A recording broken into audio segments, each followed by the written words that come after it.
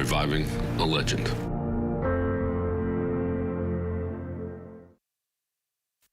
What's trending in business? Who's making major money moves? And how's it shaping your future?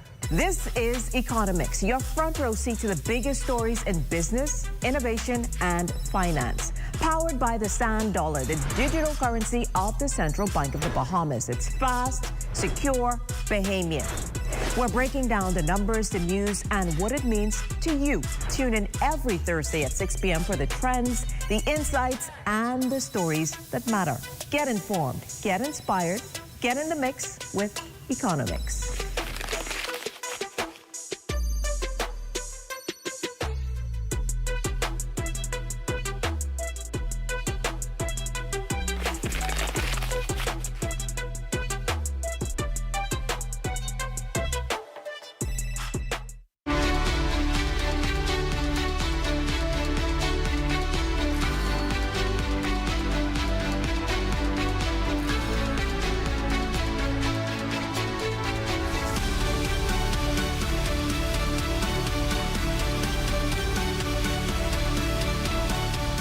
The Davis administration pivoting today from policy plans to funded action. Good morning, everyone. I'm Akush Lapinder, and welcome to our special live coverage and pre-show of the 2026-2027 budget communication to Parliament right here on the ZNS Network. The spotlight today then on the Minister of Finance, who in just under an hour will deliver that presentation, a fiscal blueprint, if you will, mapping out how the Davis administration proposes to shape the local economy over the next year and what needs to happen financially to make that a reality.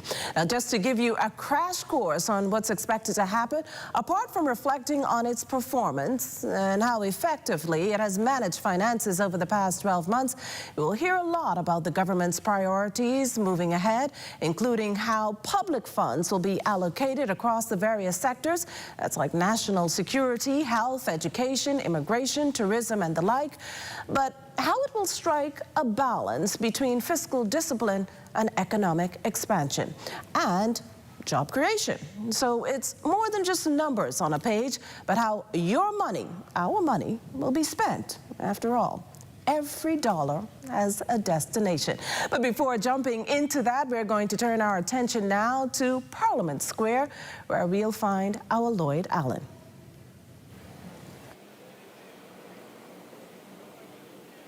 Good morning, Makushla. It's pretty quiet out here in Parliament Square. Just a few onlookers waiting for the Minister of Finance, Michael Halkitis, along with the cabinet to walk over with that red suitcase. This happens every year towards the end of May.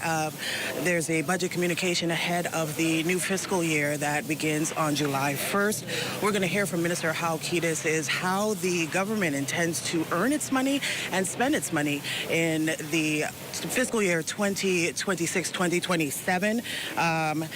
This time around is pretty special for the Davis administration, as it's the first budget where they are under their second term. As you know, the general elections took place a few weeks ago, and they were re-elected to start the work that they have done in their first term in office.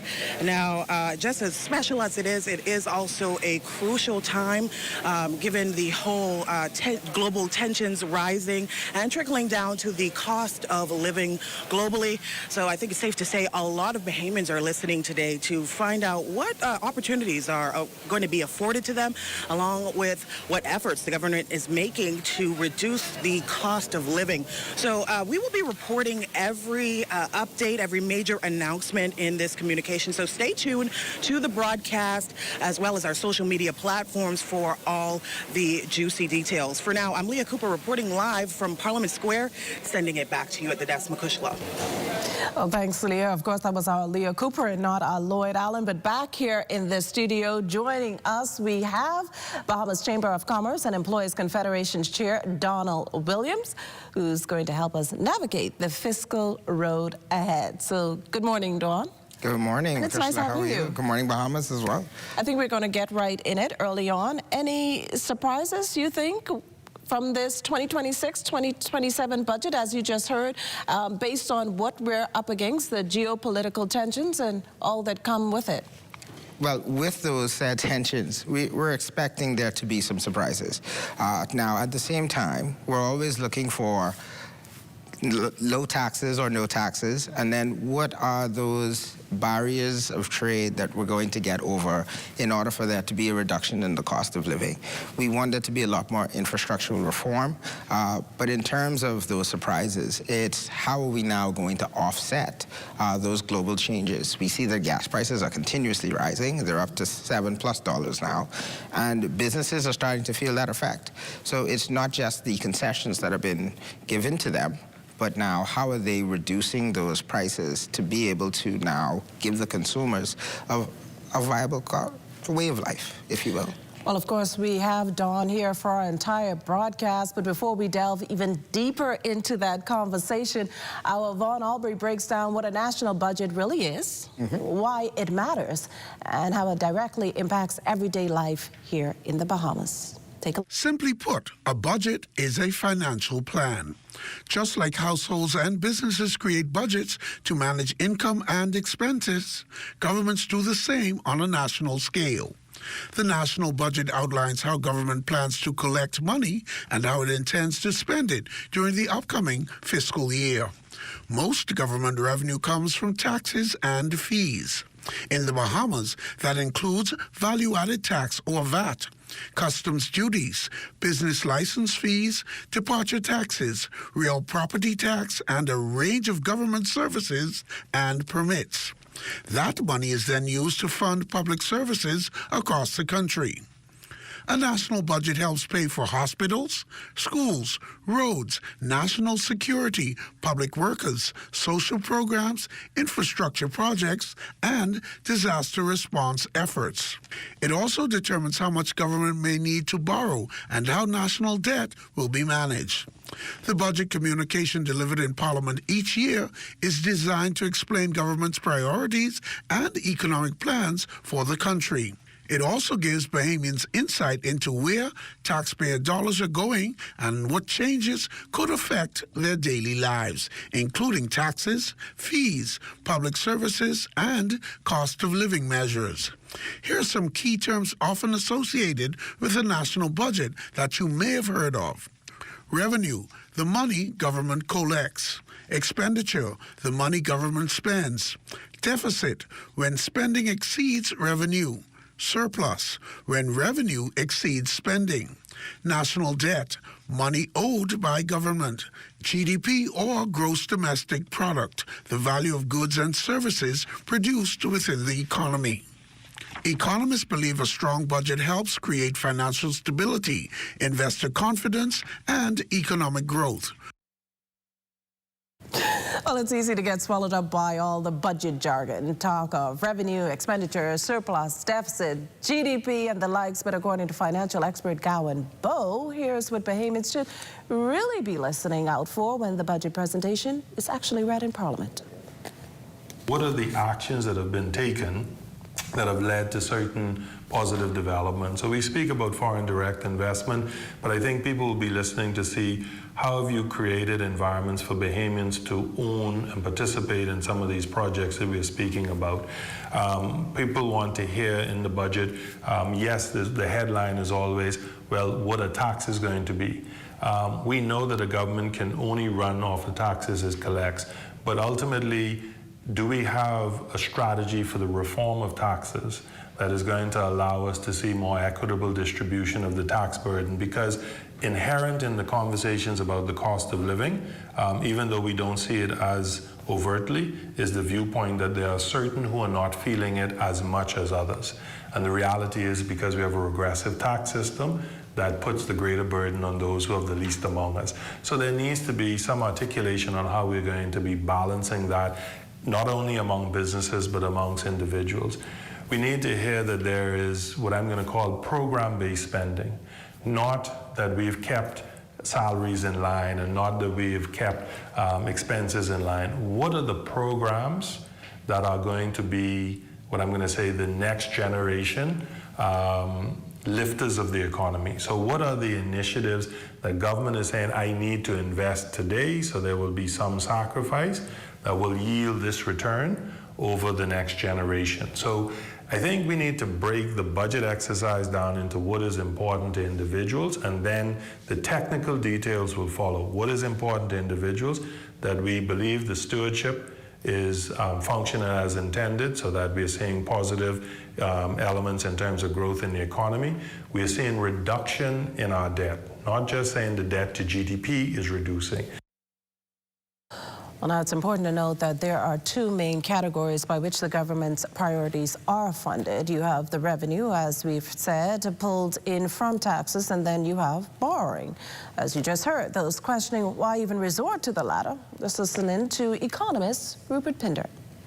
The reality of it here is that the tax revenue is used to finance day-to-day expenditures, and whereby, let's say, expenditures that has a life beyond a year, you borrow for it. So, for example, think about it at a more micro level in terms of a household. You're expected from your salary to buy groceries, pay for daycare, pay your electricity, pay your water bill. That comes from your income. Right. And essentially, if you want to purchase a vehicle, you want to expand your home, or you want to purchase a home, you borrow for those things. Correct. And those things have a life beyond 1 year. It's just the same principle apply in terms of a government. So there's always a need for borrowing. Of course, you have to manage in terms of the overall borrowing. Well, Don, we've heard from Rupert Pinder, we've heard from Gowan Bowe. What actually should we expect from this budget? It's one thing to want from a budget, it's another thing in terms of surprises and all that, but what should we expect from this new budget from practically a new government, a 2.0 Davis administration? A lot of what both Gowan and Rupert said, but in terms of what we should expect is we should expect there to be now the actionable steps as to how you're going to finish what you started. So obviously we haven't had a second term for a government since, I believe, 1997. So now that you've had the opportunity to lay a foundation for 5 years, for 4.5 years, how are you now going to progress that? We see that we have an updated cabinet, largest cabinet we've ever seen. New ministries that have been put in place. What are the outlines for that? How is that now reflected in the budget? And then how does that now trickle down to not just businesses, but the Bahamian people at large? Oh, there on your screen we have we had an aerial shot earlier, but now we have a shot there of the Trade Winds building, and that's where Cabinet will make its walk, its trek actually, its traditional trek from there, from Bay Street over to Parliament Square, and in the lower chamber is where the 2026-2027 fiscal plan will be read by the Minister of Finance, and this time that Minister of Finance comes in the person of the Minister of Finance is Michael Halkitis, who has served in various capacities before, but never substantively as the Minister of Finance. So this is more so like a full circle moment for him. He's been playing behind the scenes for many years, Don, as the Minister of State for Finance, prior to the election as the Minister of Economic Affairs. And so it's good to actually see him in the capacity as a Minister of Finance. Now, we are up against a cost of living. You hear the government in its first term, there was an increase in minimum wage, actually brought on some jobs, upskilling, and these things of this sort, eliminated VAT on many items, but there are still people who are saying, I'm still hurting this minimum wage. The increase in minimum wage is not cutting the mustard for me, so to speak. What do you think needs to happen, needs to be included in this budget for people to say, you know what, I'm actually feeling something? Because this is what people are actually hoping to hear in this budget. They may not understand the revenue, the expenditure, the deficit, the GDP, but they understand when it hits their pocketbooks. So I'm glad that you brought up that point, Makushla, because we need to see in the budget how Bahamians can actually take more advantage of the opportunities that are there. It might not be as clean cut, like as you said, but how can they take advantage of funding opportunities? How can they take advantage of training, of employment opportunities, so that they can actually have a better standard of living? So whether that's increasing their employment, in terms of salaries, that it's key that we do that so that we can have that life that we want to lead. At the same time, it is how do we now, as the Bahamian people, be as responsible as we should be. So when I say that, I mean, when you have the opportunity for funding, I know Gowan spoke about, Rupert spoke about, when you get funding for a car, for your household. So you're borrowing those funds. But are you being fiscally responsible, just how we want the government to be as fiscally responsible, ensuring that we're paying back those debts? Because financial institutions look at that. And as such, they set new policies, new parameters that can affect other Bahamians that are actually going for those sources of funding. So how are we doing our part as well? Not just watching the government's purse, but how are we watching ours? Well, we're going to continue this conversation right after this break. Stay with us. You're watching the ZNS Network's pre-show of the 2026-2027 Budget Communication.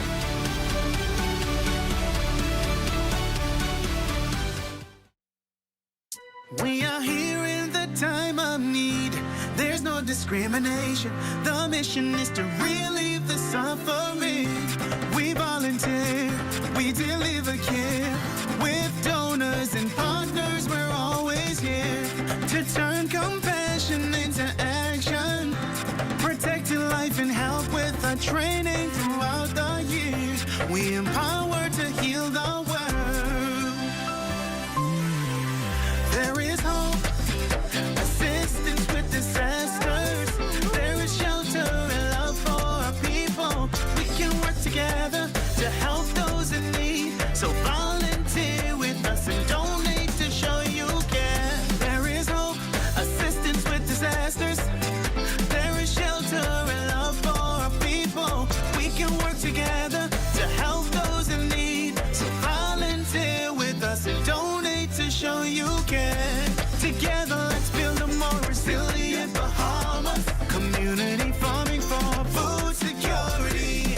Climate programs suited for our island country. Together, let's build a more resilient Bahamas. This message brought to you by the Bahamas Red Cross Society in conjunction with the Broadcasting Corporation of the Bahamas. I have been coming to this island since I was 12 years old. It didn't take me long to realize the rich history it has here. When I bought this island in 2018, I fulfilled a lifelong dream. The goal is not only to preserve the memories I made over those years, but to make new ones and to give others the opportunity to do the same. As we go through this process, it has become clear to me, we aren't just rebuilding an island, we're reviving a legend.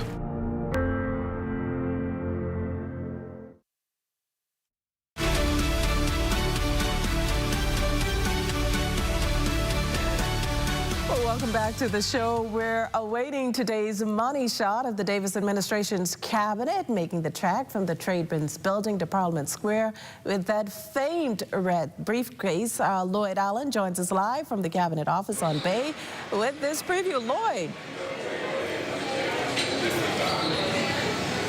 Well, good morning to you guys back in studio, and good morning, Bahamas. Much is unfolding as we prepare for the budget debate, followed by the budget communication, or rather the other way around. Right now, I'm here at the Cabinet Office, and already a number of ministers have arrived, including the Prime Minister, the Honorable Philip Davis, Deputy Prime Minister Michael Halkitis, and others. And as you would be aware, Halkitis is taking the lead as Finance Minister in this second-term government.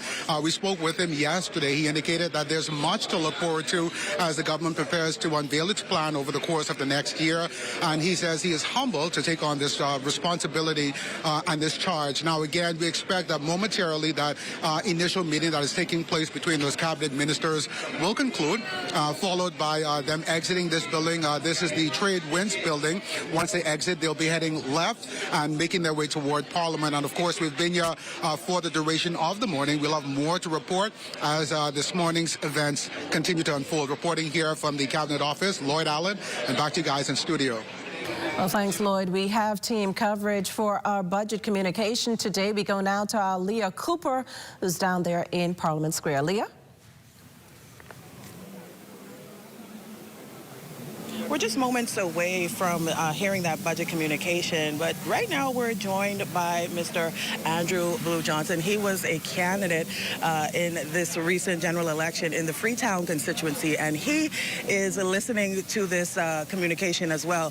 Tell me, sir, what are you expecting to hear from the government coming out of this communication? Well, it's not so much what I'm expecting. I'm just going to be listening, taking my notes, and then hold the government accountable to whatever they present.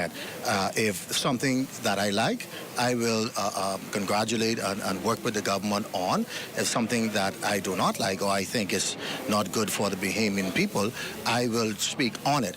I am not an elected member of Parliament, but I am that citizen now who designates himself shadow member of Parliament for Freetown. So I will be shadowing not just Freetown, I'll be shadowing all the members of Parliament to make sure that they first start off doing what is right for the constituencies. You got first start at home, and the home will be in their constituencies, making sure that they do the job, spend the monies that we as Bahamian people allocate to them to be stewards of, and get it done for the community. So we're going to start with that.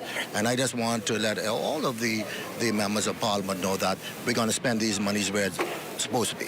Right. And to extension, the Prime Minister. Right. Thank you so much. Lots of expectations coming out of this communication today. For now, I'm Leah Cooper reporting live from Parliament Square, sending it back to you at the desk, Makushla. Well, thanks, Leah. Don, we see there the security and protocol officers lined up outside the Trade Winds building. So it may be any minute now before they make that trek over to Parliament Square to file into the House of Assembly. But I want to piggyback on a discussion we were having prior to the break about the cost of living. That seems to be the watchwords on the lips of many Bahamians, especially going into budget season, how you could make life better for me. How should the government handle, though? We go back to the elimination of VAT on a number of items just this past April 1st. What do you think should be the government's plan to offset the loss, or what would be the government's plan to offset the loss in eliminating VAT off those items, and how long you think this can be sustained? So we essentially need to find new revenue sources for the government. There is a level of appreciation that needs to be had that the Bahamas, while a beautiful archipelago, is a very expensive country to run. We have 14 plus airports.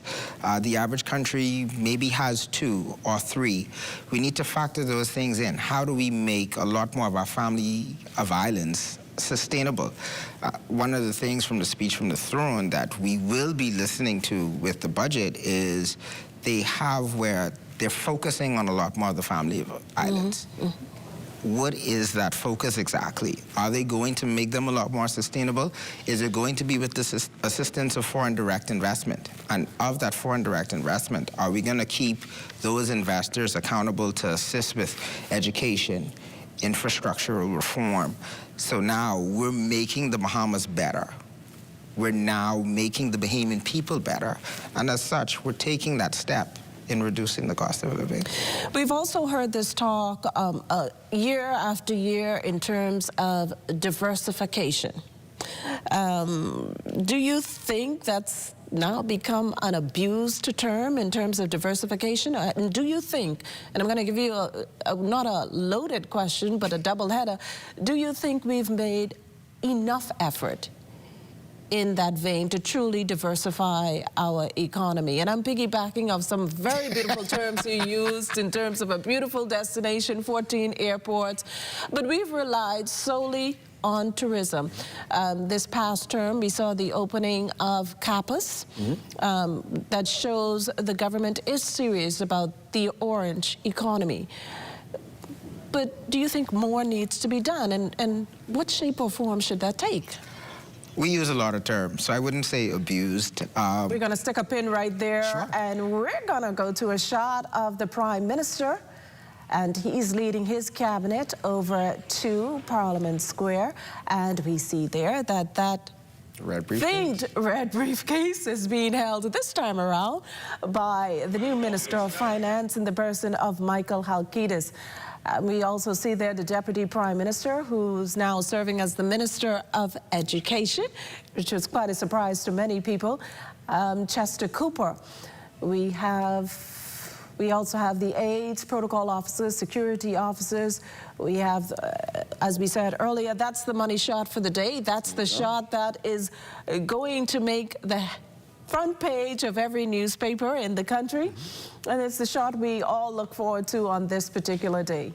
And in that briefcase, we're going to find out later in this newscast what's in that briefcase and what's behind that red briefcase. And we see protocol officers there making sure that everything is in place for cabinet ministers to make the trek over. And before actually filing into the House of Assembly, they'll take that traditional picture. And that's the picture we're waiting on. That's the shot we're waiting on for tonight's newscast. And so we're only moments away from the budget communication being read in the House of Assembly. And as we've all stated, and as we all heard, it's a pretty big cabinet this time around, 29 cabinet ministers, a new ministry, Innovation and National Development, included in those ministries, one of the new ministries there. And so we expect to hear a lot from the Davis administration 2.0, as we've coined it, in a matter of minutes. But we're going to go back to diversification. What do you think that should look like, and are we getting where we need to get? So before I answer that question, Makushla, I like that it's coined the Davis administration 2.0. But at the same time, while we're focusing on the current administration, I need there to also be a focus on the opposition. The government is only as strong as its opposition. As its opposition. So we're challenging the opposition as well as the chamber to hold the government accountable, to be there every step of the way to ensure that... Well said. So now back to your question on diversification. Now you can segue to my question on diversification. What more needs to be done to truly move in that direction, you think? I think it's a trend throughout Caribbean countries in terms of diversifying their economy. And the question is if we've truly made any inroads in that direction. I believe we've made significant inroads in terms of diversification. Now, what I do see what we need to do as a country is, especially because the U.S. is, they're our neighbors. We always say it's a hop and skip. While we are looking at the global marketplace, the changes, so whether it's AI, infrastructure, what we need to, and skills, what we need to do is ensure that while we are diversifying, not just to keep up, but to be the forefront, we also need to ensure that we're not losing ourselves. So culture is a major part of who we are. It is who we are, essentially. And we need to ensure that while we move and innovate, we ensure that our culture moves with us. When you look at other countries around the world, that is one thing that they don't lose. Tourists come here because of our culture. They love us as a people. They love what the Bahamas represents. The archipelago, I said, well, when I said it's beautiful, there is something new to do on every one of our islands that is unique, that you can find nowhere else.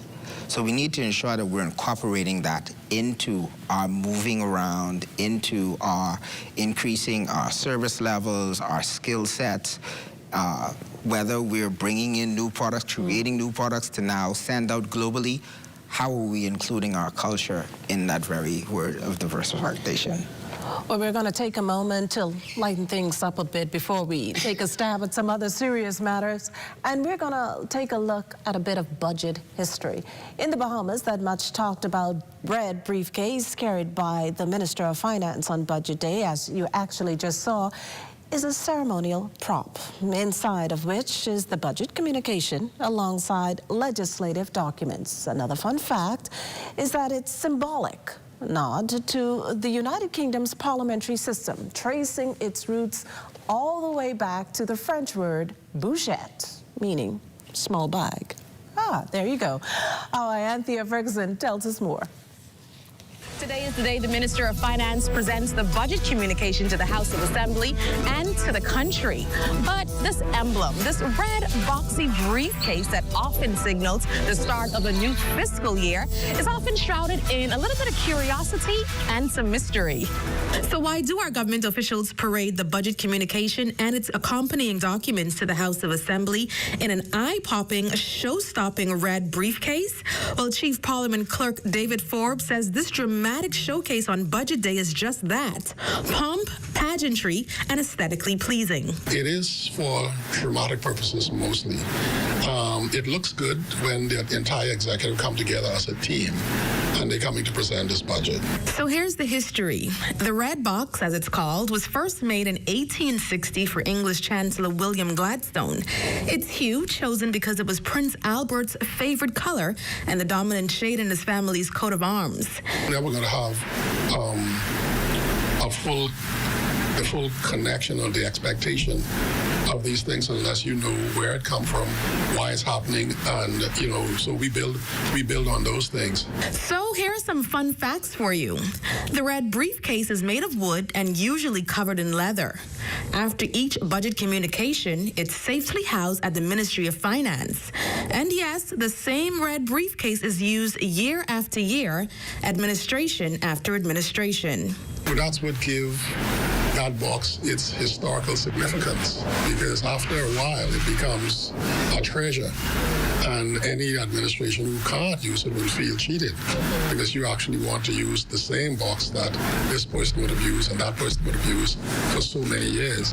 And so some history and a little fun facts there for you. But if you haven't seen this red box up close and personal, it simply has the Bahamas coat of arms and the words "The Bahamas Cabinet" in gold. On Budget Day, I'm Anthea Ferguson. Oh, thanks, Anthea. Like we said, a little bit of history we injected into our broadcast today, and some good takeaways for all of our viewers who are listening in. But we want to go back to the orange economy. How do you think this can be tapped into more so to generate income? And this considering that a growing number of Bahamians have nixed to the idea, the whole plan of our parents, grandparents of a 9-to-5. So the orange economy, I believe, in our country is doing tremendously well. They recently got the boost where the government has said that we're now going to invest and try to put it out there so that you can now monetize yourselves, which they've been working and advocating for quite some time now. I would encourage the orange economy to remember that while it is not a 9-to-5, you need to have the level of focus and discipline that is required to ensure that you hone your craft. I find that Bahamians, no matter where I've gone in the world, Bahamians are the best and the most talented. I know, right? And as such, we need to ensure that, one, we're supporting one another. That is key. We're supporting each other. So like, share, comment. I believe that our orange economy can be better than the U.S., can be better than Jamaica or any of the other countries. But how are we, and it goes back to your word of diversification that may be abused, how are we diversifying to ensure that we're not just entertaining ourselves here, but we're connecting to the U.S., we're connecting to the U.K., we're connecting to the Caribbean, and ensuring that we're expanding our reach globally, so that when they think about the Soya Boys, the Taps, and everyone else, they know that that is a household brand, not just in the Bahamas, but it's in my country as well. Well, as the country awaits the government's 2026-2027 budget communication, businesses, investors, and consumers alike will be listening closely for signals on the economy, taxes, spending, and of course the cost of living. But beyond the political debate, what are members of the business community, like yourself, hoping to hear from the government? Aldavis Munnings sat down with Edison Sumner, principal of Sumner Strategic Partners, on his expectations for this year's budget, the current economic climate, and key areas he believes the government must address before moving forward. Well, I think if you look at the historic performances, the last budget came with a lot of promise about what the government anticipated they would do. I think from their subsequent announcements, they've achieved a lot of what they set out to achieve, but not all that they wanted to get done. So I think in this budget cycle, especially now that we're seeing a repeat in government, I expect to see a continuation of the programs from last year, things that were not completed. I expect that there will be a lot more capital development projects in the pipeline that will come out of the pipeline and be put into application to see these projects completed. Thinking about specifically the various airports that the government has been promoting.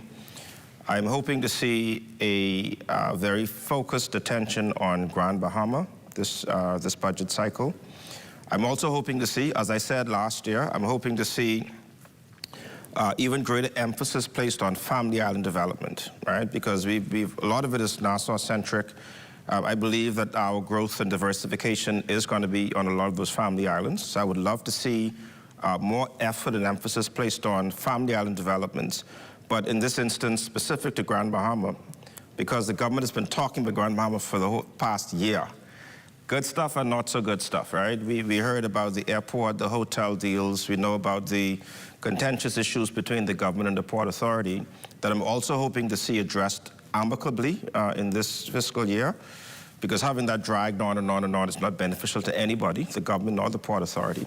But I'm hoping that the government will spend some time in this budget and resources dealing with family islands, but particularly Grand Bahama, because Grand Bahama, in my view, still is one of the two islands in this country I think holds the economic future and prosperity of the Bahamas.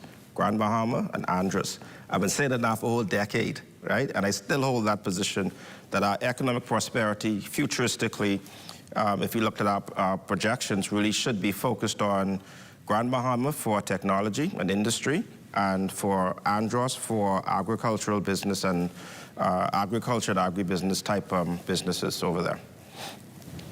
Well, some really good points there from Mr. Sumner, who once served as an executive of the Chamber of Commerce. But let's dive deeper into, with you being the chair, what today's business community, I know he spoke a bit about it, today's business community would like to hear in this budget. So we want to see more of a plan. So the National Development Plan we find is key. So we're looking to see what that looks like. We don't want it to just be a matter of discussion. I mean, it's been discussed for a few budgets. 10 years. Yes. But this year in particular, this budget in particular, we want to see the National Development Plan rolled out. We want to have the right stakeholders at the table so that we can now outline how we are going to continue boosting this economy and ensuring that, one, the government has the necessary revenue, but as businesses, do we have the infrastructure so that we can continue to grow? We are the drivers of the said economy. So are we given the tools that we need? So whether it is ease of doing business, we want to open up bank accounts a lot more efficiently. We want access to greater funding. We want access to certain markets. We want to be able to create new industries. So we need to actually have the right laws around those as well. There is a laundry list of things that we're looking for from the business community, and we're tuning in. I'm sure every business, not just our members, is tuning in to find out what part of the budget affects them. How can they now increase their business, their sales, what affects their employees, but also how can they now expand, not just locally in Nassau. I know we always say that things are Nassau-centric, but how can we now expand to those family of islands so that we can contribute, as well as how can we now access the global market space. The budget doesn't just happen overnight. It's months of intense planning, as we heard the Minister of Finance say. Did the Chamber actually have a seat at the table in terms of what it would like to see in this new fiscal plan? So we have a seat now. what we've been asking, and it's going to be a heavy ask that we're going to do, especially with the Davis administration, is we're going to ask for more seats at the table, because we want to not just have to give our input when the topic comes up and it now has to be given to the public, but we want to actually have communication while we're discussing the idea. I think at some point years ago that was the case, but we're now advocating more to ensure that we're having those dialogues ahead of time. And as such, you're going to see a lot more noise from the chamber in respect to meeting the ministers, holding them accountable, as well as ensuring that when they are not aware of what may be transpiring within the economy, we're making them aware so that now they can make the necessary changes, not just for our budget, but as a government, so that they can support the economy. You speak of ideas, and we're going to go back to a fundamental idea that you mentioned, the National Development Plan. As far as you can see, you see things. What has been the main holdup, or the holdup period, in getting the National Development Plan further than it is? It's been a decade, or almost a decade. That's a very long time to move from idea to action. So it's last word you said, it's action. So how are we now just actioning it? We've been talking about it for way too long. We need to update the current development plan so that we now know how we're going to take the economy forward. All of the necessary diversification that we need to do, what is happening globally, what is there to come, and then how are we now laying that foundation for the next generations to come and take advantage. Speak to us the importance of actually having this National Development Plan. I think it's lost on, I wouldn't say many people, but it's lost on some people, the significance of having such a plan in place, particularly for a multi-island country or a country like ours. I think, simplistically said, the development plan is essential because while we can go through many different government administrations, the plan will remain in place, right? So all you're doing is essentially following the plan. That gives you a certain level of continuity, regardless of if there's a change in government, regardless if there's a change in ministry. You may make certain adjustments to the plan, but we all know where the country is being guided, and as such, we can now make the necessary decisions, not just as a government, but also as Bahamians, as business owners, and we can therefore hold ourselves accountable. So it's not just the opposition holding the government accountable, but we're holding ourselves accountable. And it's that level of accountability that allows us to be better as a people, and then boosting our economy as well. I'm going to also piggyback of what you said about a plan. We say often that the Bahamas is not Nassau-centric, and it seems to have become cliche. Do you think enough has been done to actually grow the Family Islands? Yes, we are moving ahead with infrastructural upgrades in the form of new airports, roads, and those of the, but do you think enough attention has been given in this last 5 years, or the past year, to Family Island growth? I believe quite a bit of attention has been given, so I won't say not enough has been given. I believe more can be given, and I'm expecting that to take shape in this new budget. It was spoken to at the speech of the throne, and we now need to see what does that look like for the Family Islands. Are we going to ensure that each Family Island, or at least the major ones, are as sustainable as possible? So now the effects are not being felt in Nassau for whether it is subsidizing the light or water, just basic infrastructure. Are we ensuring that those Family Islands has the necessary resources? So you're not, let's take medical care, for example. Well, we're just going to stick a pin right there. We are watching our 2026-2027 budget pre-show. Stay with us. Suicide prevention starts with recognizing the warning signs and taking them seriously.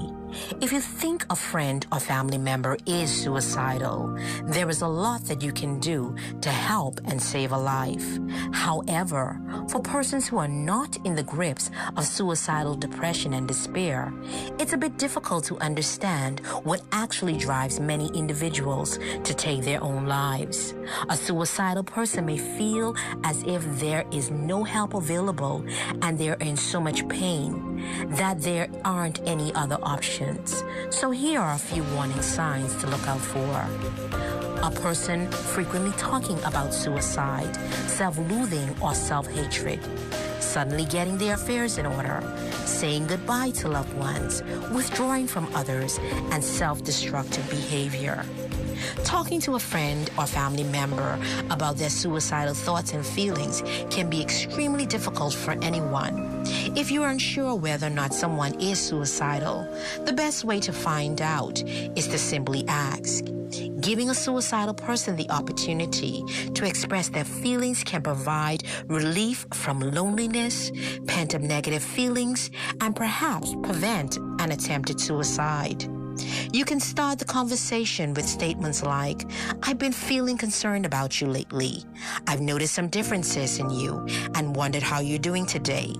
If they confide in you and they are suicidal, respond quickly by telling them you care and get them the help that is needed. Help is always available at the Crisis Center, the Department of Social Services, BASH, Sandlands Rehabilitation Center, and the National Hotline for 24-Hour Crisis.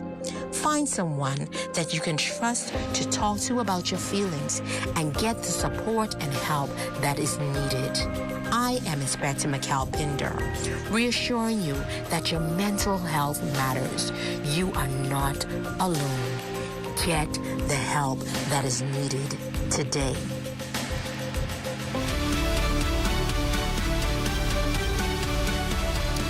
Well, we're going to toss it now to the House of Assembly where proceedings are underway. On and on. Of course, this is not good and becoming of the nation's leaders, as the world and the next generation of our nation, they are watching. Following the golden rule requires, firstly, to respect each other. To respect each other means to have due regard for the feelings, wishes, and rights of others. While you may disagree with each other, and that's your right, it's imperative to respect each other.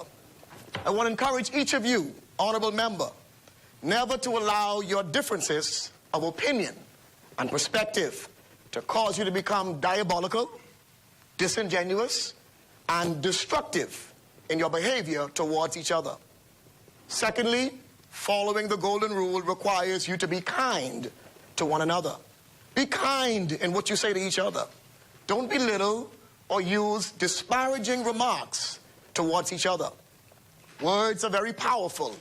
The Bible tells us death and life lies in the power of the tongue. And so I admonish each of you today to do your endeavor to tame your tongue. James chapter 3 verse 6 says, "The tongue is also a fire, a world of evil among the parts of the body. It corrupts the whole body and sets the whole course of one's life on fire, as it is set on fire by hell." In conclusion, I leave you today with this final thought. Like the good old adage says, if you don't have nothing good to say about someone, don't say anything at all. Selah, think and act on these things. Let us pray. Our Father and our God, we praise and we exalt your name. For you said in your word that we can boldly come before the throne of grace to find help in the time of need. And we've come today, Almighty God, seeking you on behalf of our nation. Lord, if there's ever time our nation needs mercy and grace, it is now. We need your guidance. We need your divine providence. We need your very presence to be amongst us today. For without you, we are nothing. From Grand Bahama in the north to Inagua in the south, we cover these rocks, we cover these keys, we cover these islands under the blood of Jesus. Now, Heavenly Father, we pray for our political leaders as they begin the budget debate. We pray in the name of Jesus that both sides will do so with courage, with competence, with acumen, and with grace. Help our political leaders to follow the golden rule. May they be respectful and kind towards each other at all times during this debate. Almighty God, grant each of them strength, godly wisdom, and focus as they seek to provide stewardship over the nation's finances. Almighty God, bless the proceedings of this honorable House, and do, Lord, bless the Commonwealth of the Bahamas. These things we ask. In Jesus' name we pray, and all of God's people say, amen. Let us pray the Lord's Prayer. Father, who art in heaven, hallowed be thy name. Thy kingdom come. Thy will be done on earth as it is in heaven. Give us this day our daily bread, and forgive us our trespasses, as we forgive those who trespass against us. And lead us not into temptation, but deliver us from evil. For thine is the kingdom, the power, and the glory, forever and ever. Amen.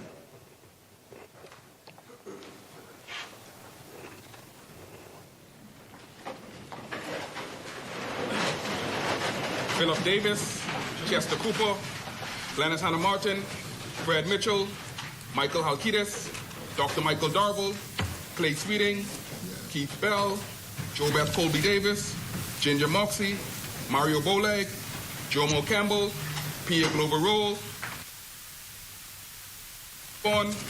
Lisa Ramming, Leon Lundy, Leslie Miller Bryce, Sebastian Bastian, Marcus Roll, Wade Watson, Leonardo Lightborn, Kirk Cornish, Michael Bonnaby, Darren Pickstock, Owen Wells, Michael Pintard, Randy Roll, Bradley Fox Jr., Sean Roberts, Jamal Strawn, Kingsley Smith Jr., Sylvanus Petty, James Crazy Thompson, Michael Barnett Ellis, Dr. Andre Rollins, James Ferguson, Lincoln Deal, Frazette Gibson, Adrian White.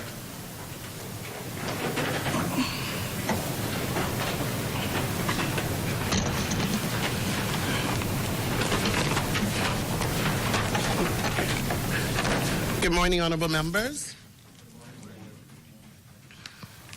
We will now go down the order of business as we conduct the people's business.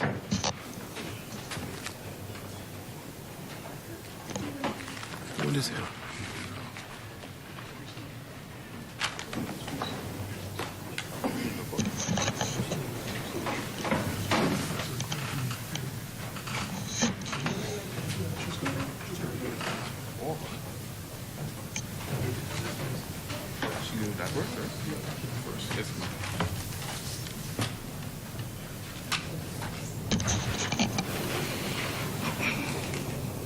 Honorable members, I'd like to lay on the table a copy of the mid-year budget report, May 5th, 2026.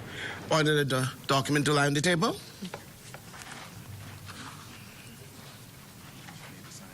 Introduction and swearing in of new members. Laying of documents by ministers.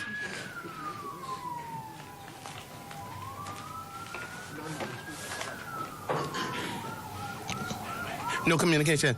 Yeah. And communications coming? Statement and communication by ministers. The chair recognizes the honorable member for Cat Island, Rumkey, and St. Salvador. Madam Speaker, it's been brought to my attention this morning that the Bahamas has lost one of its most prominent and successful businessmen who rose from the oppression of the oligarchs of the 60s to become one of the leading business persons in this country. That is in the person of Rupert Roberts. We got word this morning that he passed, and I stand to speak to his memory. Madam Speaker, I would have met Rupert Roberts in or around 1963, 64, 62, 63, 64, when I was a packing boy at a city meat market grocery store in the John S. George Shopping Center. He was first a supervisor working for city markets. Then he became the manager of that store whilst I was a packing boy. He became my favorite supervisor because I got the privilege very often to be transported to the city market store in Lightfoot Key, outside Lightfoot Key, where the tips were better. And I always remember that. And again, Madam Speaker, the journey of some of our people. And we often, unfortunately, there's this view that the oligarchs treated a sect of our society in a particular way.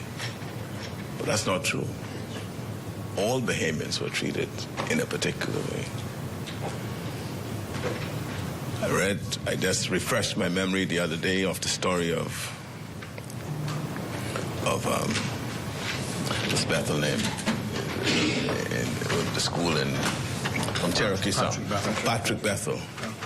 I just refreshed my memory on the life and times of Patrick Bethel, who wrote about his schooling at the all-age school in Cherokee Sound. He spoke about the conditions under which he found himself at that time. And they were no different than my conditions when I was not studying, went to the all-age school in Old White Cat Island. He was a white Bahamian, treated the same way as me, black Bahamian, in Old White Cat Island. You should take a note and read his autobiography, and you'll see when I say that. They too had to leave school at the age of 12 or 13. There are no high schools for them to go to either. So they're not treated any differently.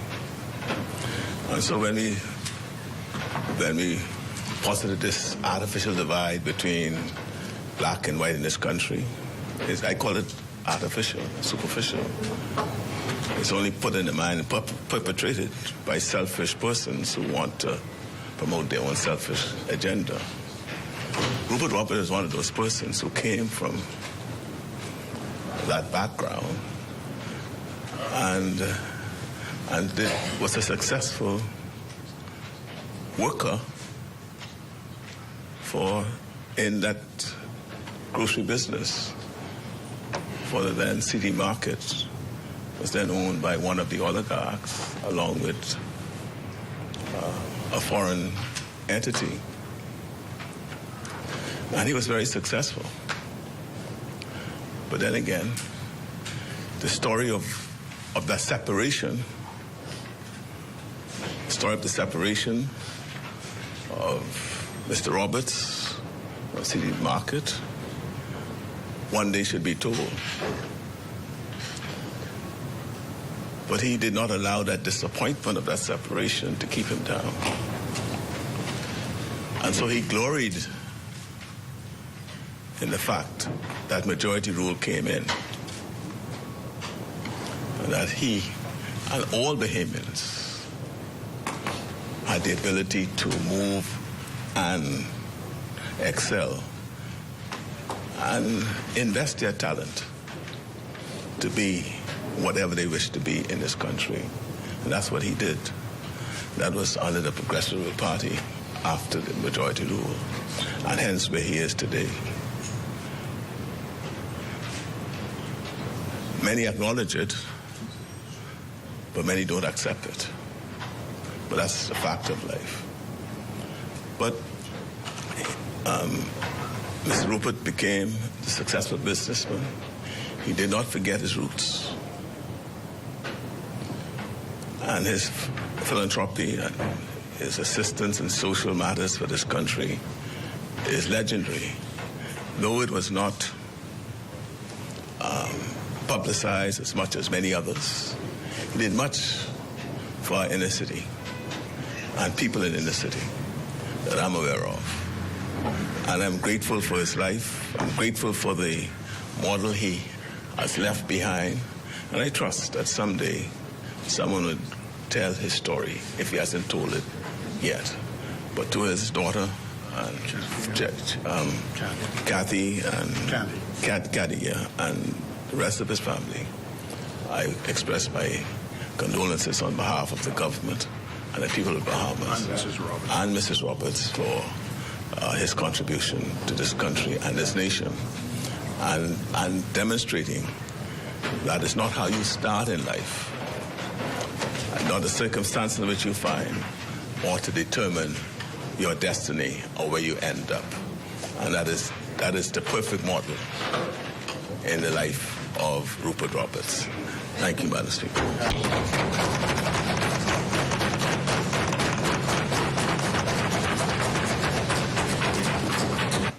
Thank you, Honourable Member.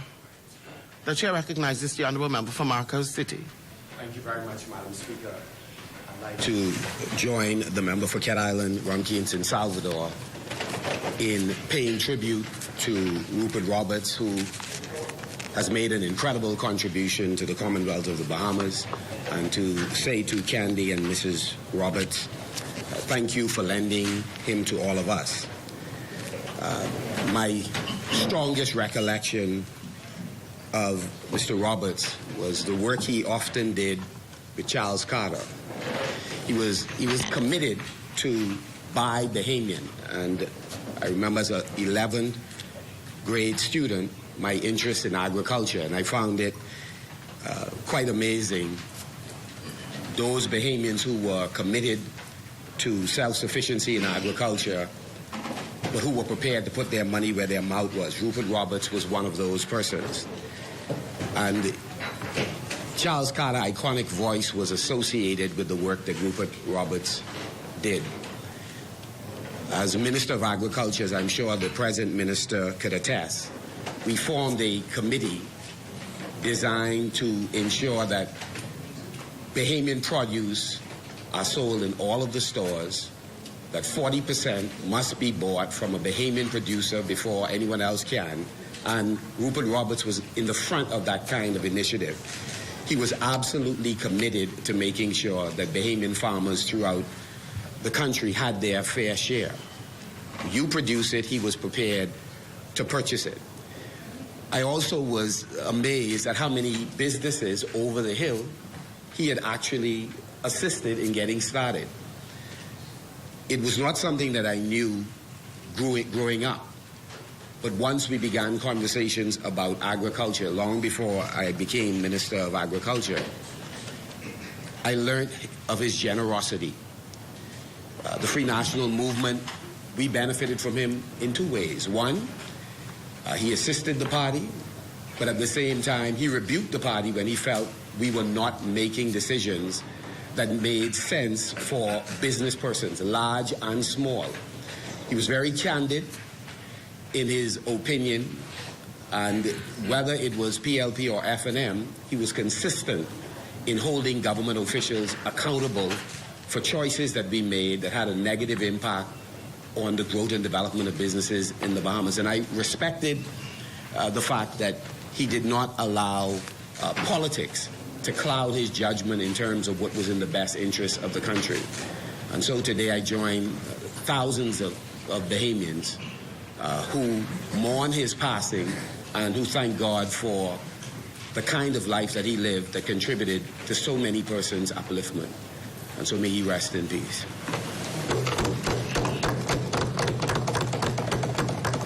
Thank you, Honourable Member.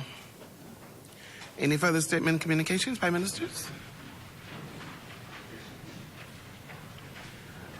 The Chair recognizes the Honourable Member for St. Barnabas. Thank you, Madam Speaker.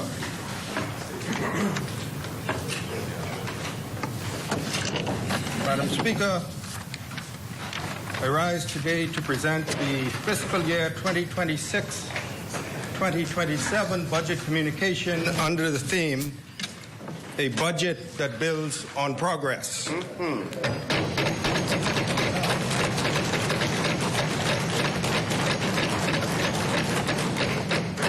Madam Speaker, this theme reflects the road our country has traveled, the mandate renewed by the Bahamian people on May 12, 2026, and the work now before this administration as we continue to strengthen the economy, manage the public finances with care, and invest in the talent and resolve of our people. When this government came to office in September 2021, the Bahamas faced one of the most difficult economic periods in its modern history. The economy had been downgraded. Public finances were under severe strain. The country was still recovering from the combined effects of Hurricane Dorian and the COVID-19 pandemic. Businesses were trying to survive. Workers were searching for stability. Parents were doing their best to keep food on the table, pay bills, cover school expenses, and hold their families together. Madam Speaker, behind every fiscal figure was a human story. A hotel worker waiting for tourism to return. A straw vendor watching for visitors to come back. A small business owner wondering whether the doors could stay open another month. A young person questioning whether the economy had space for their ambition. A pensioner trying to make a fixed income meet rising prices. Madam Speaker, that was the condition of the country we inherited. From the first day, this government understood that recovery would require both compassion and credibility. It required support for families along with control of expenditure. It required investment in growth along with a serious plan for revenue, debt, and reform. It required a government that could speak to the needs of the Bahamian people while also restoring confidence amongst investors, development partners, international bondholders, and credit rating agencies. That, Madam Speaker, is the balance we have sought to maintain. Madam Speaker, the story of the past term is the story of a country turning around. It is the story of an economy moving from crisis to recovery and from recovery to growth. It is the story of workers returning to their jobs, businesses rebuilding confidence, visitors returning to our shores, investment activity expanding, and public finances being placed on a stronger path. It is also the story of families who carried the weight of that recovery in their everyday lives. They showed patience, they showed faith, they showed the strength for which Bahamians are known. Progress came because the Bahamian people worked for it. Progress came because the government made responsible choices. Progress came because we reopened the economy with care, strengthened revenue performance, supported key sectors, improved public administration, and kept our focus on fiscal sustainability.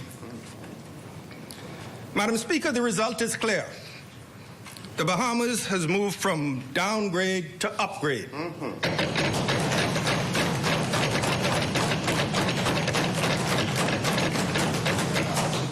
It has moved from emergency recovery to renewed confidence.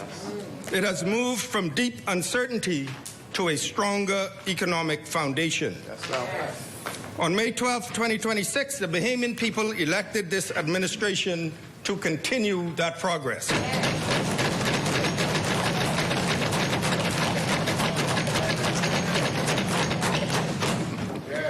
They gave this government a renewed mandate to protect the gains already made, deepen the recovery, widen opportunity, and ensure that growth reaches more homes, more businesses, more communities, and more islands. Madam President, this budget answers that mandate. Madam President, this budget is being presented. Madam Speaker. Welcome to the lower house. Force of habit. Madam Speaker. Apologies. Madam Speaker, this budget is presented at a time when the global environment remains uncertain. Across the world, governments are managing higher borrowing costs, geopolitical tensions, supply chain risks, energy volatility, climate events, food price pressures, and slower growth in major economies. As a small island developing state, the Bahamas feels these pressures quickly. We import much of what we consume. We remain exposed to global fuel prices, tourism trends, international financial conditions, and the growing cost of climate resilience. In this environment, the country needs steady leadership. Yes. It needs a credible fiscal plan. Yes. It needs policy consistency. Mm-hmm. It needs public investment that supports growth. Yes. It needs reforms that improve how government works.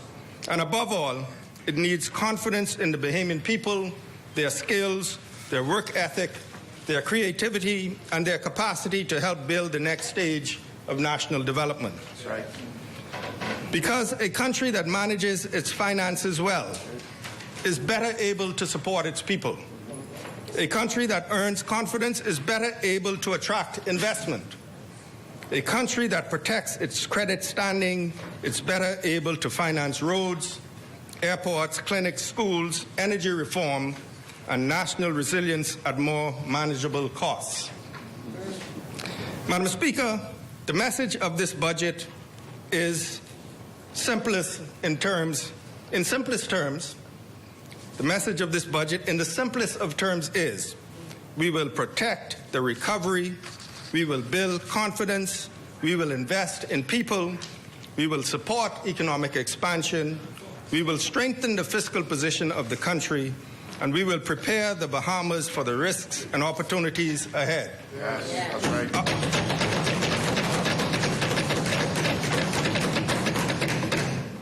Our policy framework remains anchored in 4 priorities: security, opportunity, affordability, and reform. Security means safer communities, stronger borders, better emergency response, and a country prepared to protect its people and its economy.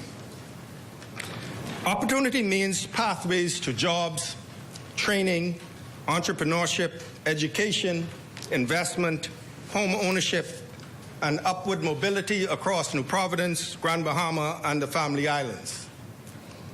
Affordability means easing pressure on households where responsible and practical, especially in food, energy, healthcare, housing, and daily living costs. And reform means improving public administration, strengthening accountability, expanding transparency, and delivering better service to the Bahamian people. Madam Speaker, these priorities shape the work of the past term. We reduced the standard VAT rate from 12% to 10%. We reduced VAT on unprepared food sold in grocery and food stores. We reduced VAT on designated basic items, including select medical supplies and hygiene products. On April 1st, 2026, VAT was removed from all unprepared and uncooked food items commonly purchased in grocery stores. These measures were designed to bring relief to households while preserving the revenue framework needed to fund schools, hospitals, roads, security, social services, and the obligations of the state. Madam Speaker, we also invested directly in people.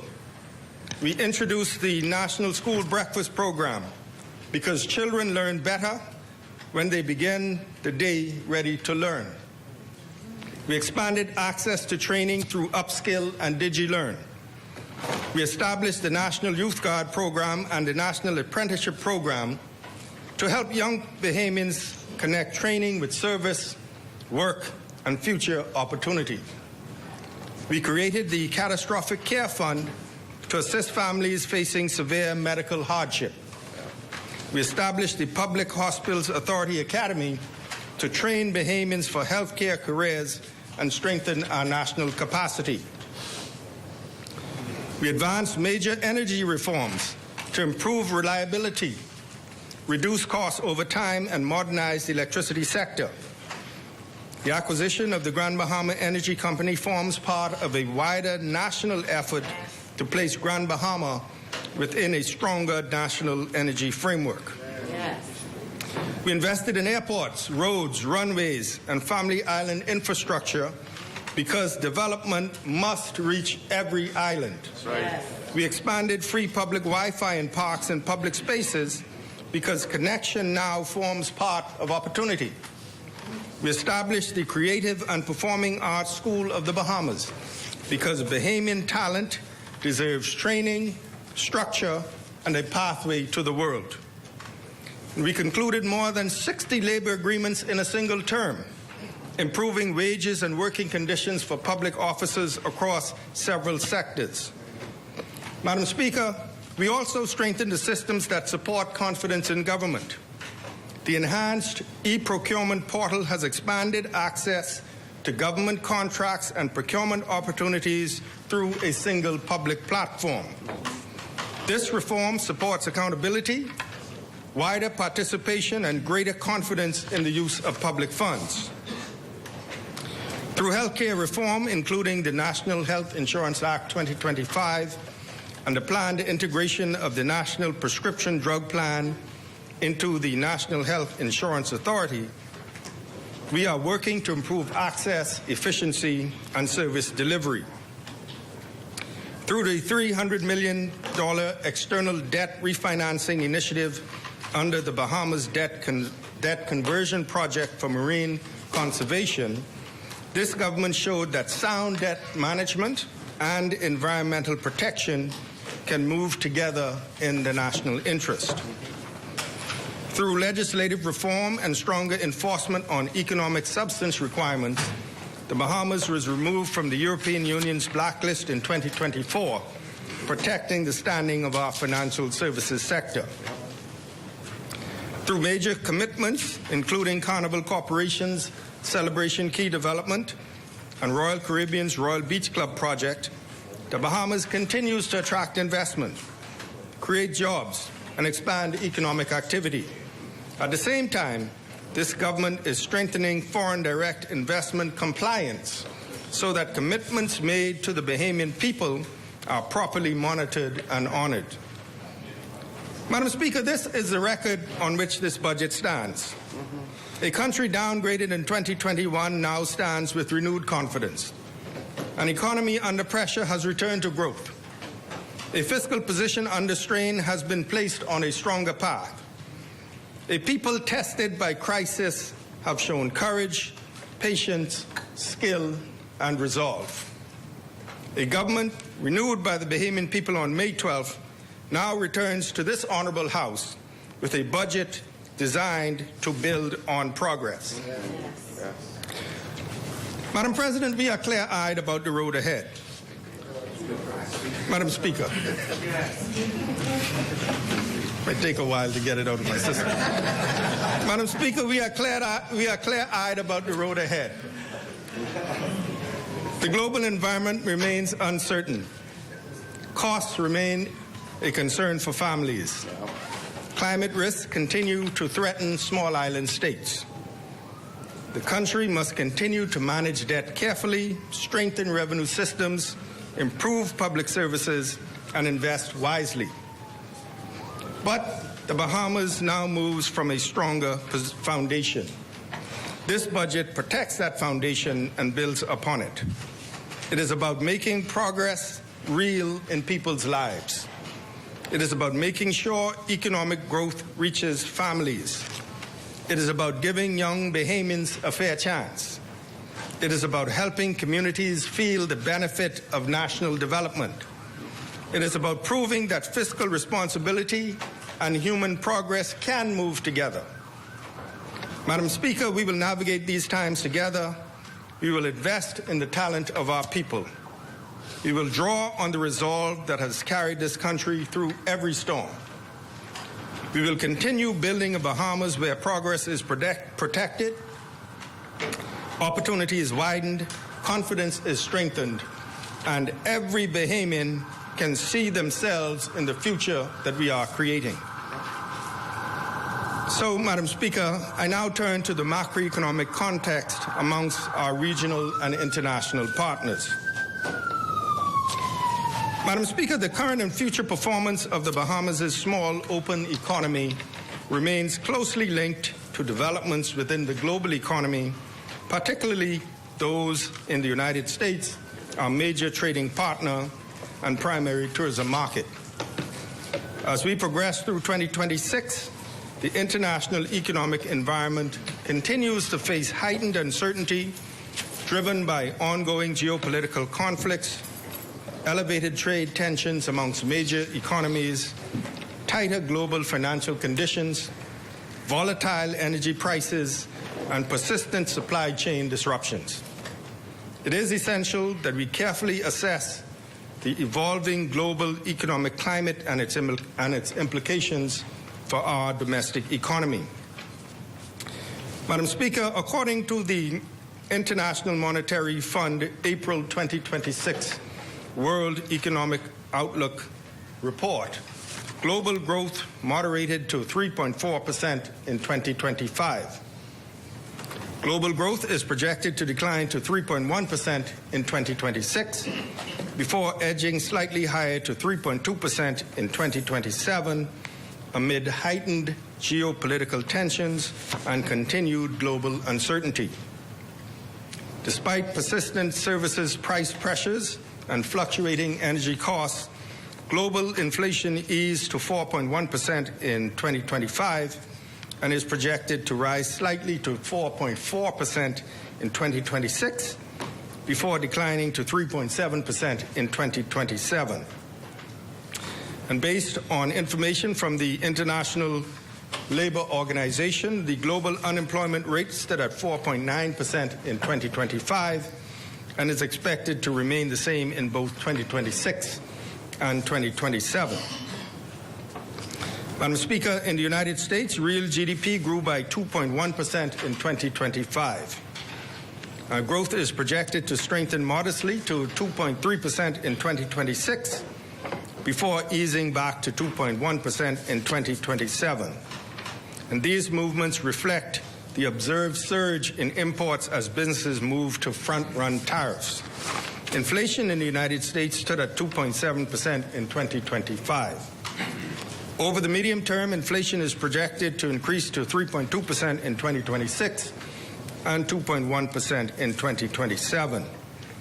The unemployment rate stood at 4.3% in 2025 and is projected to edge up slightly to 4.4% in 2026, before decreasing to 4.2% in 2027. Madam Speaker, in the euro area, real GDP expanded by 1.4% in 2025, and growth is projected to moderate to 1.1% in 2026, before improving slightly to 1.2% in 2027. And this outlook reflects continued uncertainty, including renewed energy price pressures. Inflation stood at 2.1% in 2025 and is expected to increase to 2.6% in 2026 and to ease to 2.2% by 2027. The unemployment rate also projected to improve gradually, moving from 6.3% in 2025 to 6.2% in 2026 and 6.1% in 2027. Moving to Canada, Madam Speaker, real GDP growth was 1.7% in 2025 and is estimated to ease to 1.5% in 2026 due to external trade shocks, structural changes in population growth, and cautious domestic investment. Growth is projected to strengthen to 1.9% in 2027.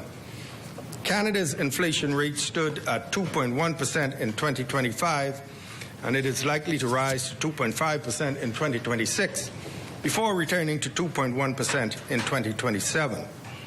The unemployment rate averaged 6.9% in 2025, and it is expected to improve to 6.5% in 2026 and decline further to 6.3% in 2027.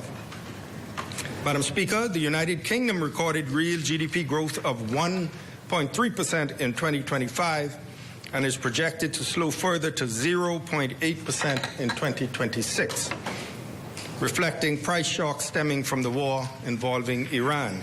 Growth is expected to recover to 1.3% in 2027. Inflation reached 3.4% in 2025 and is expected to moderate to 3.2% in 2026. And this trend continues into 2027 with inflation projected at 2.4%. The unemployment rate was 4.9% in 2025 and is expected to rise in 2026 to 5.6% before easing to 5.3% in 2027. Madam President, meanwhile, Madam President, China recorded, Madam Speaker, Madam Speaker, meanwhile, China recorded real GDP growth of 5.0% in 2025 and is projected to moderate to 4.4% in 2026 due to the effects of tariffs and continued trade policy uncertainty. Growth is expected to ease further to 4.0% in 2027. China experienced no inflation in 2025, and the inflation rate is presumed to increase in 2026 to 1.2% and rise further to 1.5% in 2027. The unemployment rate in 2025 was 5.1% and is expected to remain the same in 2026 and 2027. Madam Speaker, economic activity in Latin America and the Caribbean recorded real growth of 2.4% in 2025 and is projected to moderate slightly to 2.3% in 2026. Due to high borrowing costs, weak external demand, and continued investment stagnation, growth will accelerate to only 2.7% in 2027. Inflation within the region is forecasted at 6.7% in 2026, decreasing from 7.6% in 2025, and is expected to decline further to 4.9% in 2027. The regional unemployment rate was 5.5% in 2025, moving to 5.2% in 2026, and further to 5.1% in 2027. Madam Speaker, the ongoing trade and tariff disputes amongst major global economies continue to pose risks to the Bahamian economy. As a small island developing state that relies heavily on imported goods, the Bahamas remains vulnerable to increases in global prices for food, fuel, and other essential commodities. Higher tariffs and disruptions in international supply chains continue to pose risks by increasing operating costs for local businesses and placing additional pressure on household expenses across the nation. Any slowdown in economic activity within our major trading partners could adversely affect tourism demand, foreign direct investment, and overall economic growth within the country. In addition, the prolonged crisis in Haiti, coupled with economic and social pressures in Cuba and Venezuela, continue to affect migration patterns, regional security, and economic dynamics. Despite these challenges, this government will continue to pursue sound economic policies aimed at protecting Bahamian households, supporting businesses, safeguarding macroeconomic stability, and ensuring that our economy remains resilient in the face of global uncertainty. I will now provide a more detailed review of our English-speaking regional pairs for a deeper context. Madam Speaker, Guyana continues to demonstrate exceptionally strong growth, with real GDP expanding by 19.3% in 2025.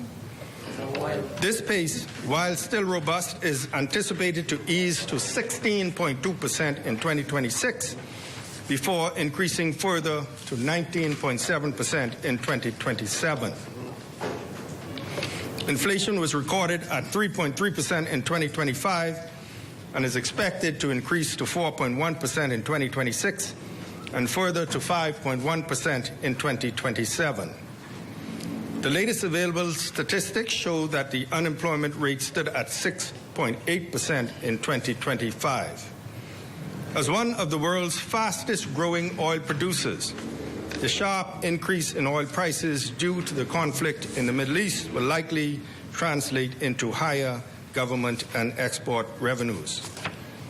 Madam Speaker, the Cayman Islands recorded real growth of 2.7% during the first half of 2025, supported by demand in financial services, accommodations, and restaurants. Growth is expected to moderate thereafter, partly due to weaker activity in mining and quarrying, manufacturing, and construction. Real GDP is projected to grow by 2.2% in 2026 and 2.5% in 2027.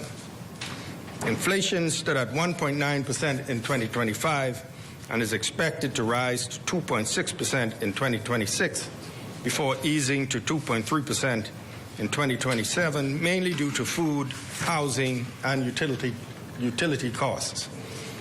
The unemployment rate remained low, moving around 2.8% through 2025 to 2027. Madam Speaker, Barbados recorded estimated real GDP growth of 2.7% in 2025 and is projected to moderate slightly to 2.5% in 2026. Further normalization of the economy places expected growth for 2027 at 2.2%. Inflation was estimated at 0.8% in 2025 and is expected to rise to 2.3% in 2026, then stabilize to 2.2% in 2027.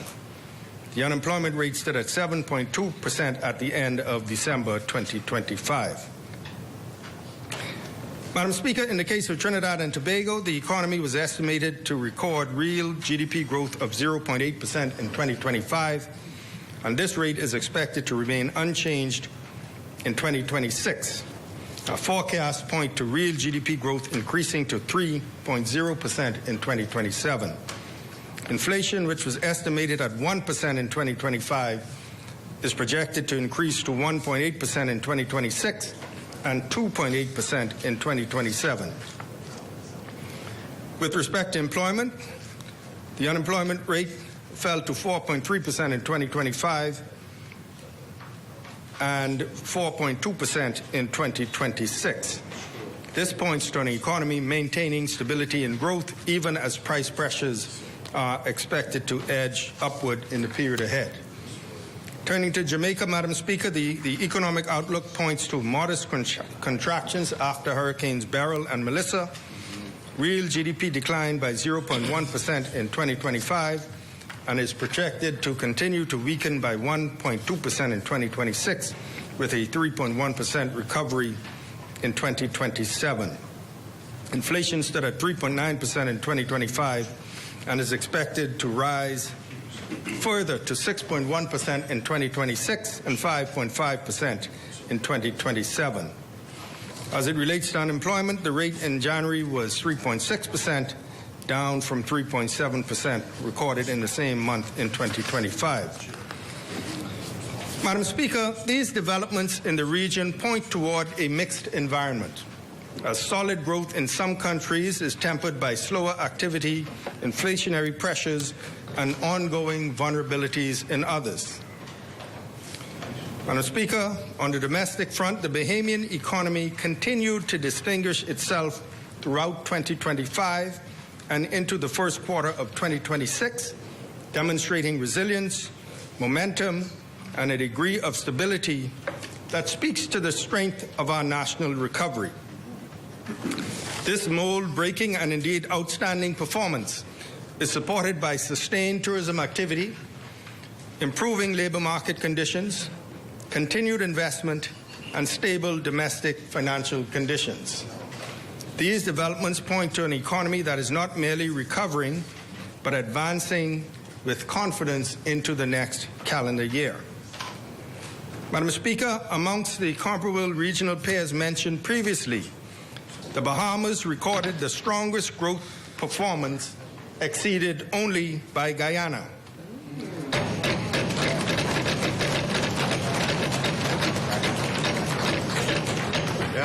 This is no small achievement. It represents the continuation of a remarkable period of economic expansion that has been underway since 2021.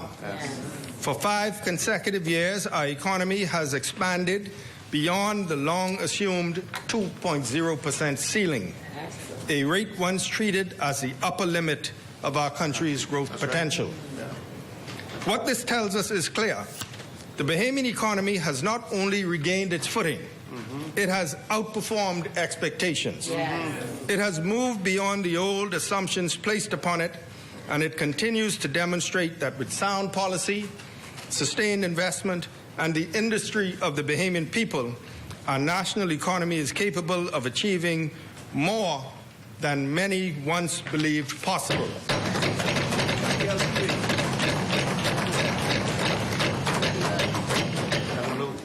Madam Speaker, according to the latest release from the Bahamas National Statistical Institute, or BNSI, real GDP is estimated to have expanded by an exceptional 3.8% in 2025, following the elevated post-recovery growth of 4.2% recorded in 2024. This performance once again surpassed earlier external expectations, including the IMF's previous estimate of 2.8% for 2025. The IMF now places real growth at 2.1% for 2026. Yet, Madam Speaker, the recent record is instructive. Year after year, the Bahamas has shown that its economic momentum is stronger than many observers anticipated.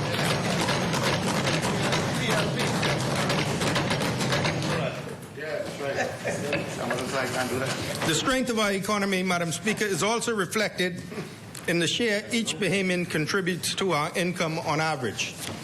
Based on calculations using figures provided by the Bahamas National Statistical Institute, nominal GDP per capita is estimated at $42,722.80 in 2025, and this represents growth of 6.9% over 2024.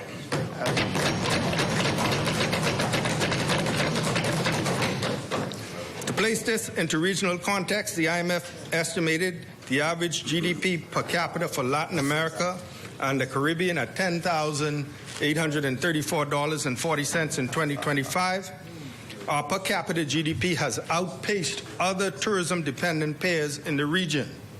According to the World Economic Outlook, GDP per capita for 2025 in US dollars was estimated as follows: $27,500 for Barbados, $11,700 in the Dominican Republic, and $8,100 in Jamaica. And as described, Madam Speaker, growth in the Bahamian economy remains robust. Madam Speaker, economic activity across the various industries remained generally favorable. Growth in the agriculture, forestry, and fishing sector was 8.4% in 2025, reflecting ongoing expansion within the industry following the targeted support and injection made by the government in previous years. Conversely, the mining and quarrying industry grew modestly by 0.6% in 2025, following a contraction in the prior year. This was anticipated as climate affected salt production activities on the island of Great Inagua. The utilities sector, inclusive of electricity, gas, water supply, and sewage, rebounded sharply by 20.1% in 2025. This recovery reflected continued investments and reform initiatives within the sector, including electricity grid modernization, LNG transition-related works, and IDB-supported upgrades within the water and sewage network. Heightened demand driven by visitor activity and sustained construction projects contributed to stronger performance within the sector. Construction activity itself remained firm throughout the year, with growth estimated at 9% in 2025, supported by tourism-related developments, foreign direct investment projects, and public infrastructure works occurring across the country. Madam Speaker, according to the BNSI, The decline in the primary sector growth was balanced by stronger activity in the secondary sector, while movements in the tertiary sector were more measured. Put simply, Madam Speaker, the primary sector refers to industries that draw directly from natural resources such as agriculture, fishing, and mining, and the secondary sector covers industries that produce or build. Within the services sector, financial and insurance activities expanded strongly by 19.8%, while transport and storage grew by 6.6%, and accommodation and food services by 5.2%. These gains were moderated by declines in wholesale and retail trade, information and communication, and administrative and support services. Public administration and defense also increased by 3.8%, alongside continued growth in human health and social work activities. Madam Speaker, price levels remain relatively stable throughout 2025, with inflation averaging 0.6% for the year, below the elevated global rates seen in recent years. Increases during the period were driven primarily by higher costs for communications, furnishings, household equipment, and routine maintenance, as well as restaurant and hotel services. Inflation is expected to remain contained at around 1.6% in 2026, despite ongoing uncertainty in international energy and commodity markets. Madam Speaker, in support of domestic price stability in the energy sector, the government executed a fuel hedging arrangement in December 2025, providing approximately 365 days of protection against sudden increases in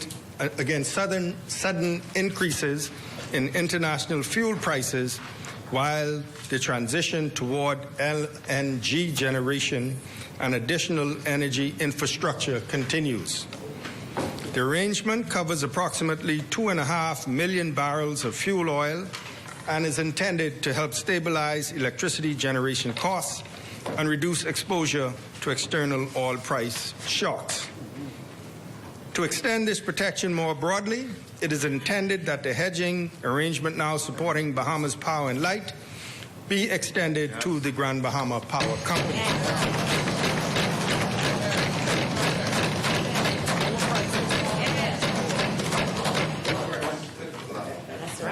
Madam President, inflation is projected to edge slightly higher to approximately 1.9% during 2027 as global economic conditions continue to normalize and domestic demand strengthens alongside sustained economic activity across tourism, construction, investment, and consumer-related sectors of the economy.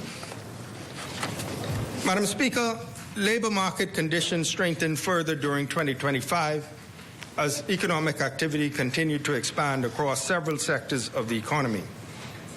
Preliminary figures from the Bahamas National Statistical Institute showed the unemployment rate declining from 10.8% in March 2025 to approximately 9.3% by June 2025, supported by continued growth in tourism, construction, transportation, and investment-related activities across the country. The IMF Article 4 report that was published just this year estimates improvement over the medium term, with the unemployment rate projected to moderate from an annualized 9.5% in 2025 to 9.4% in 2026 and further to 9.2% in 2027.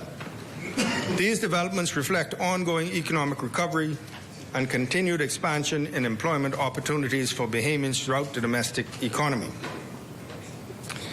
Madam Speaker, I now turn to tourism performance for 2025. Madam Speaker, tourism continues to perform exceptionally well throughout 2025 and into the first quarter of 2026. Yes.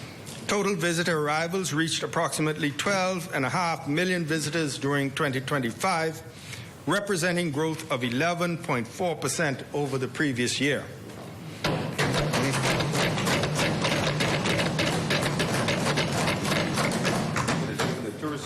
Sea arrivals increased by 13.8% to 10.8 million visitors, while air arrivals totaled approximately 1.7 million visitors. As of March 2026, total visitor arrivals stood at approximately 3.9 million visitors, representing growth of 17.5% over the same three-month period of the year before.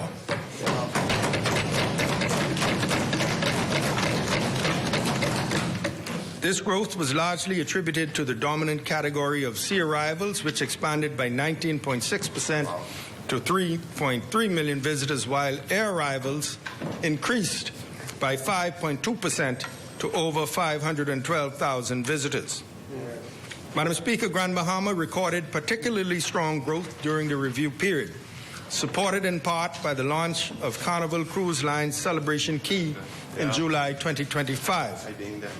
Total arrivals to the island exceeded 1 million visitors during 2025, representing growth of 91.2% over the previous year.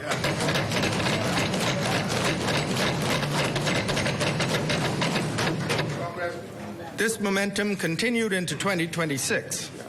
As of March 2026, arrivals to Grand Bahama reached approximately 438,000 visitors, representing growth of nearly 3 times over the comparable period of 2025, led primarily by sea traffic.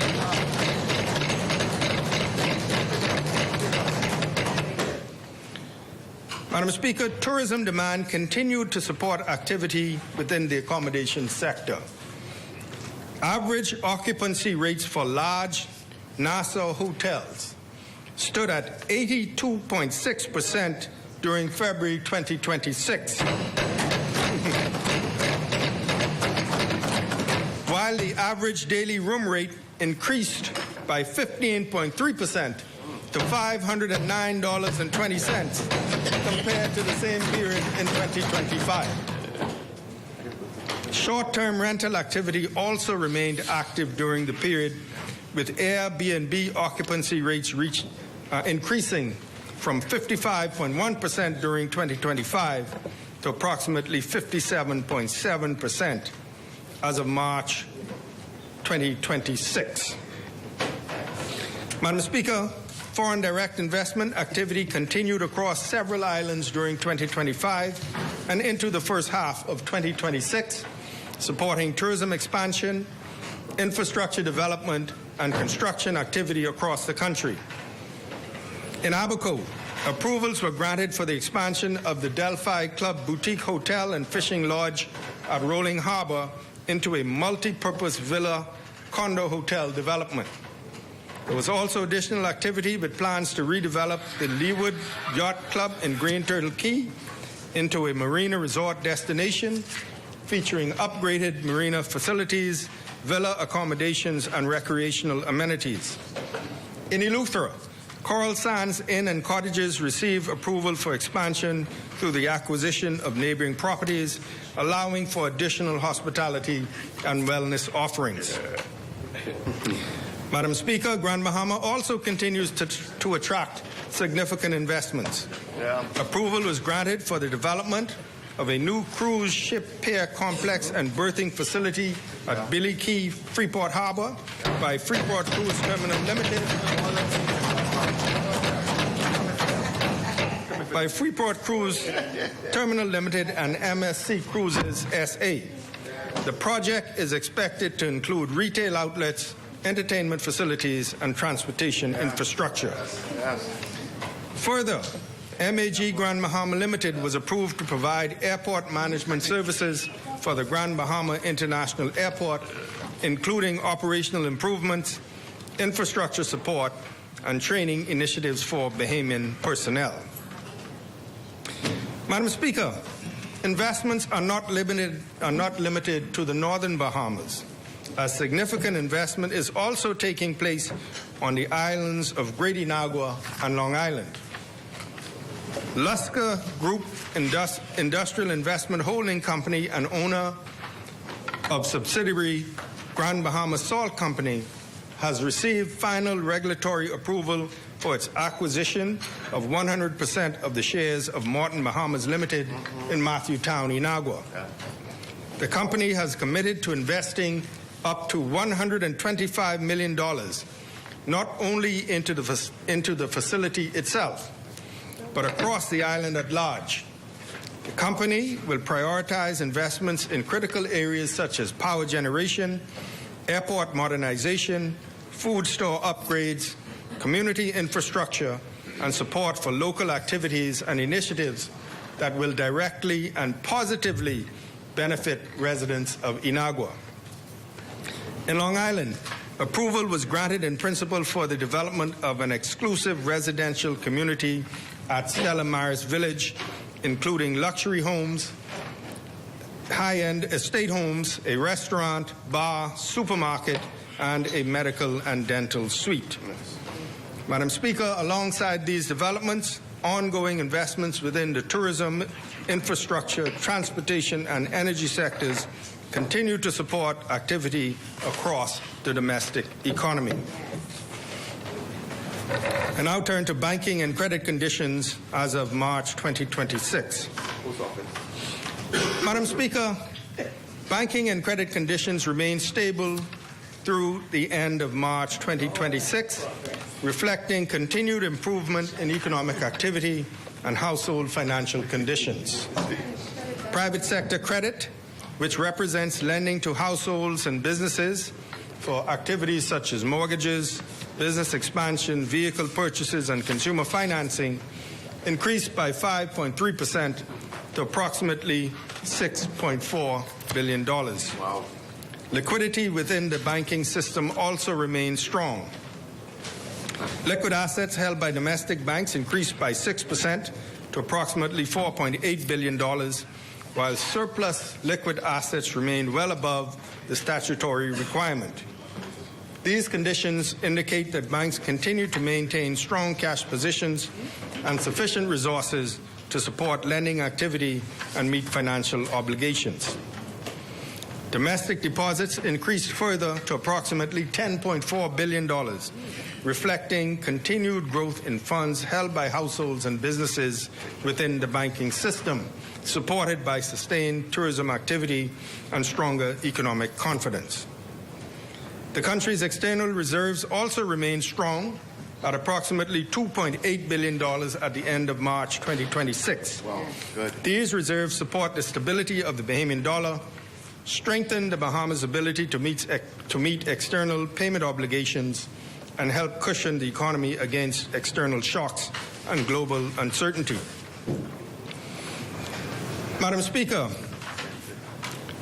non-performing loans, which represent loans with overdue payments, declined by 2.8% to approximately $289.2 million.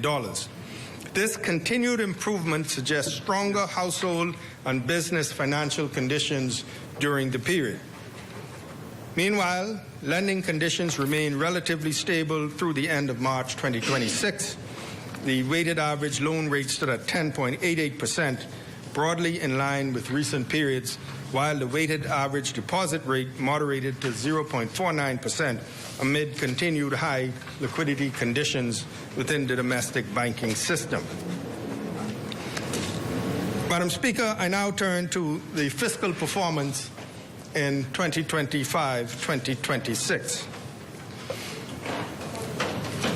Madam Speaker, the government's fiscal position for fiscal year 2025-2026, which ends in about 6 weeks, continues to be monitored against the approved budget, the medium-term fiscal framework, and the broader objective of strengthening the public finances. For this communication, the review is based on the first 9 months of the fiscal year, covering July 2025 to March 2026. And these figures provide the most current basis for assessing in-year fiscal performance, while allowing for a more measured view of revenue and expenditure trends before the close of the fiscal year. In terms of revenue, Madam Speaker, total revenue for the 9-month period amounted to $2.5 billion, equivalent to 65.3% of the full-year budget target. When compared to the same period in the previous fiscal year, total revenue increased by $74.7 million, or 3%. This outturn points to a generally stable position in revenue, although performance across individual revenue categories was mixed. As final quarter data becomes available, the Ministry of Finance believes that these trends will remain consistent through the end of the fiscal year. Madam Speaker, tax revenue remained the primary source of collections, totaling $2.3 billion, or 89.2% of total revenue. This represented an increase of 4.1% relative to the same 9-month period ending March 2025. Non-tax revenue totaled $255.5 million and declined by 5.6% over the same period. Madam Speaker, I will now speak to the revenue developments that contributed to this outturn. Amongst the major revenue categories, the following movements were recorded.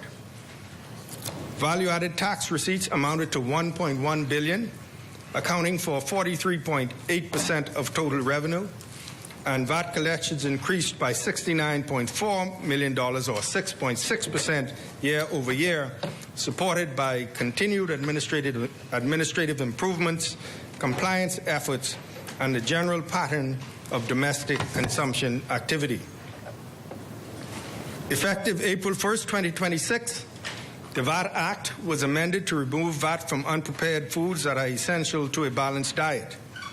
Precursing this, in 2025, the VAT rate was reduced by 5 percentage points on selected essential items, including baby diapers, medications, and medical and dental supplies.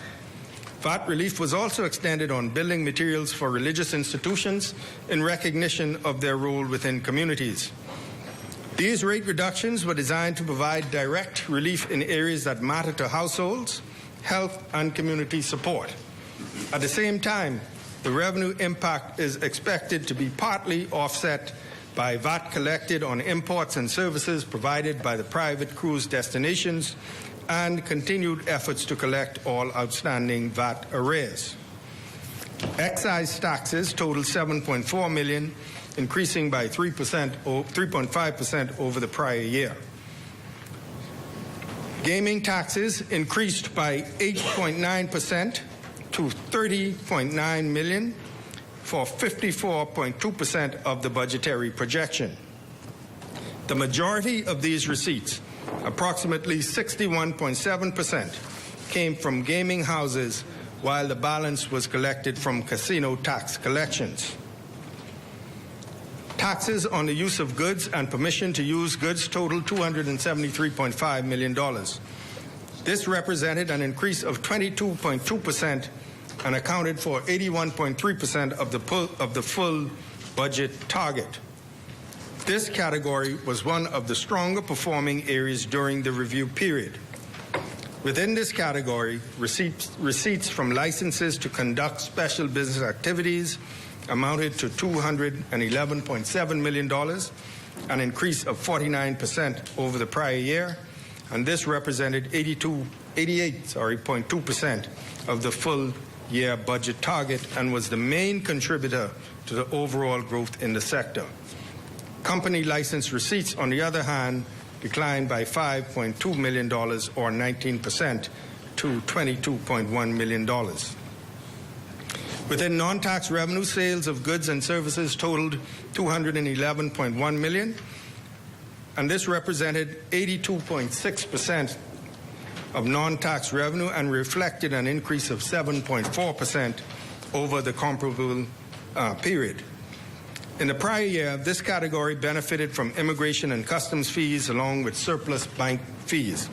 For the current year, sales of goods and services have provided some support. However, other non-tax revenue lines have not moved at the same pace. Madam Speaker, marginal decreases or movements in minor revenue categories are as follows. Taxes on financial and capital transactions, inclusive of taxes on banking, legal, mortgage, and property activity, amounted to $82.2 million. During the review period, receipts declined by 13.2% when compared to the prior year, reflecting timing differences in transactions-based collections.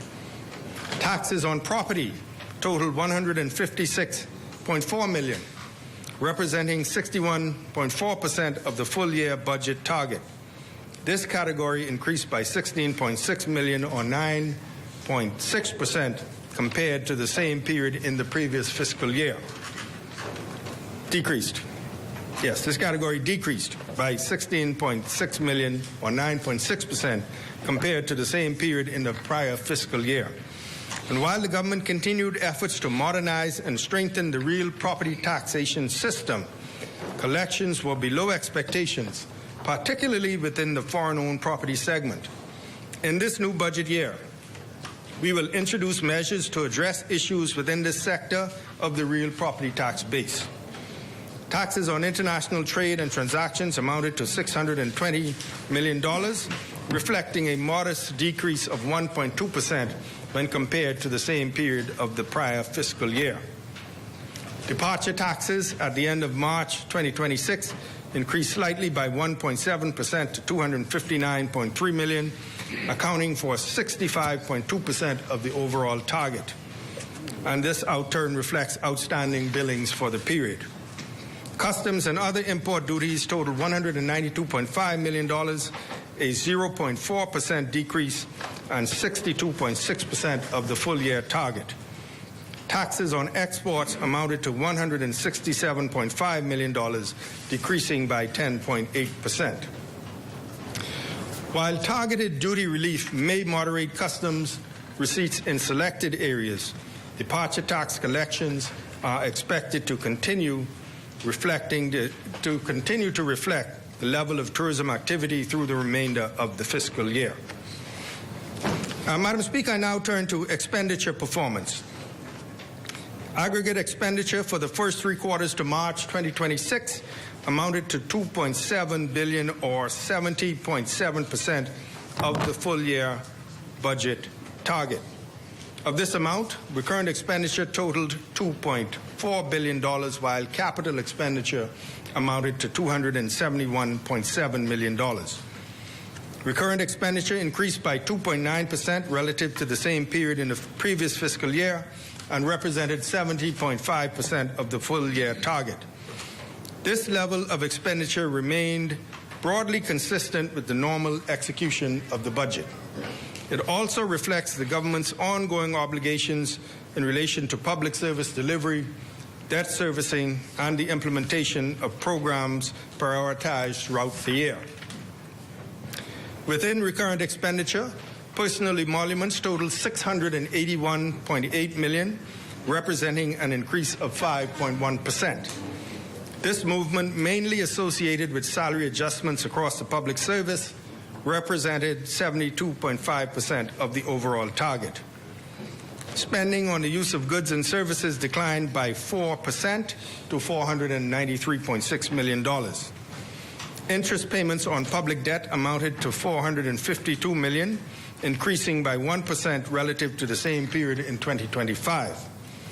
While debt servicing remains a significant component of recurrent expenditure, the contained rate of increase is consistent with the government's focus on prudent debt management and fiscal consolidation over the medium term. Madam Speaker, capital expenditure totaled $271.7 million during the review period. These outlays supported the continued implementation of the government's capital program, including investments in public infrastructure and public sector modernization and other national priorities. Madam Speaker, the fiscal deficit stood at $157.5 million at the end of March 2026, or 0.9% of GDP.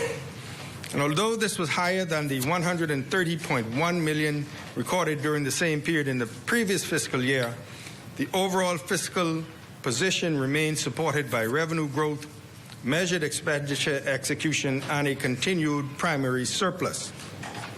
The primary balance recorded a surplus of $294.5 million at the end of March 2026, and this represents a $22.8 million decrease comparative to the prior year. The primary deficit is an important indicator of the underlying fiscal position, as it shows that revenues remains sufficient to cover non-interest expenditure over the review period. Madam Speaker, our improvement is reflected in the increased borrowing and debt repayment activity during the year, driven mainly by our ongoing financing operations and the rollover of short-term obligations as they matured. Our gross borrowings during the 9 months in the fiscal year amounted to $2.5 billion, while our debt repayments totaled $1.8 billion. However, the excess borrowing receipts were transferred to the National Investment Fund and not used for deficit financing. This underscores our commitment to meeting our obligations, maintaining our targets, and fostering stable fiscal consolidation. Madam Speaker, central government debt stood at $12.5 billion, representing a modest increase of 6.4% when compared to the end of March 2025. It is important to note that growth in the economy outpaced the growth recorded for central government debt at the end of March 2026. External debt amounted to $5.4 billion, accounting for 43.4% of total central government debt, and domestic debt totaled $7.1 billion, representing 56.6% of total debt and increasing by 6% relative to the end of March 2025. The composition of the debt stock continues to reflect the government's balanced approach to financing, with domestic debt remaining the largest share of the portfolio. Madam Speaker, while performance across individual revenue categories was mixed, the broader fiscal position remains consistent with the government's commitment to fiscal responsibility, improved revenue administration, affordability for Bahamian families, and the long-term strengthening of the public financing. Madam Speaker, as we move toward the close of 2025-2026, the full-year fiscal outlook will be shaped by several important developments across revenue, expenditure, and financing activity. One of these developments relates to the Domestic Minimum Top-Up Tax Act, which is a tax measure designed to ensure that large multinational enterprise groups operating in the Bahamas are subject to a minimum effective tax rate of 15%. Revenue collections under the Domestic Minimum Top-Up Tax Act were budgeted at $130 million, or 0.7% of GDP. This is a new revenue category for the government, and the related collections are expected to be received in June of this year. At the time of last year's budget preparation, the anticipated taxpayer base was expected to be fewer than 5 taxpayers. However, recent information indicates that the number of taxpayers could exceed this projection, and this would have a positive impact on the overall year-end fiscal position. Madam Speaker, on the expenditure side, the full-year outlook will depend largely on the timing of fourth-quarter budget execution. While spending through the first 9 months remain broadly aligned with the approved budget, recurrent and capital expenditure do not always move evenly across the fiscal year. Final outturns may therefore reflect the timing of approved transfers, program implementation, procurement certification, and capital project payments before year-end. The government's focus remains on disciplined budget execution while ensuring that approved programs and priority investments continue to move forward. And as a result, Madam President, the government should be able to achieve its goal of a budget surplus. Madam Speaker, government debt is projected to follow a firm downward trajectory over the medium and long term, declining from $11.4 billion in 2025-2026 to $8 billion by 2035-2036. In relation to GDP, the debt ratio is expected to fall from 64.6% in 2025 to 51.5% by 2028-2029, and further to 47.9% by 2030-2031. This places the government on a clear path towards achieving its fiscal objective of reducing central government debt to no more than 50% of GDP by fiscal year 2030-2031.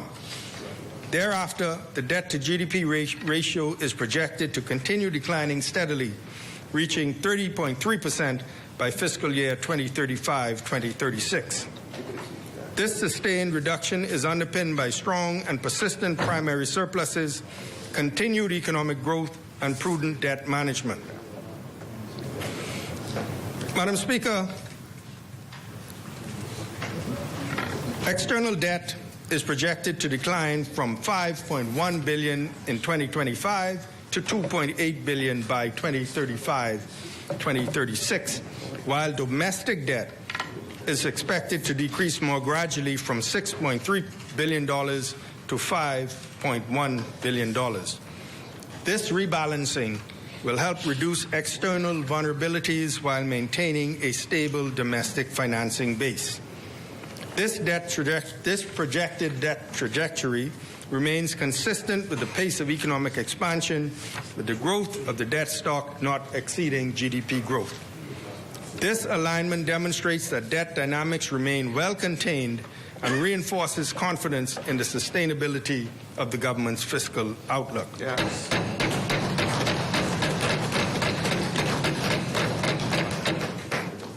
I now turn to the release of the 2026 Fiscal Strategy Report. Madam Speaker, I would like to acknowledge the anticipated tabling of the 2026 Fiscal Strategy Report at the end of this communication, which highlights the government's medium-term fiscal plan, continued progress in fiscal consolidation, and a stronger budget outlook through fiscal year 2026-2027, and the measures that will support long-term fiscal sustainability. It emphasizes the government's commitment to fair and efficient revenue reform, disciplined spending on national priorities, and the principles of accountability, transparency, and inclusive growth.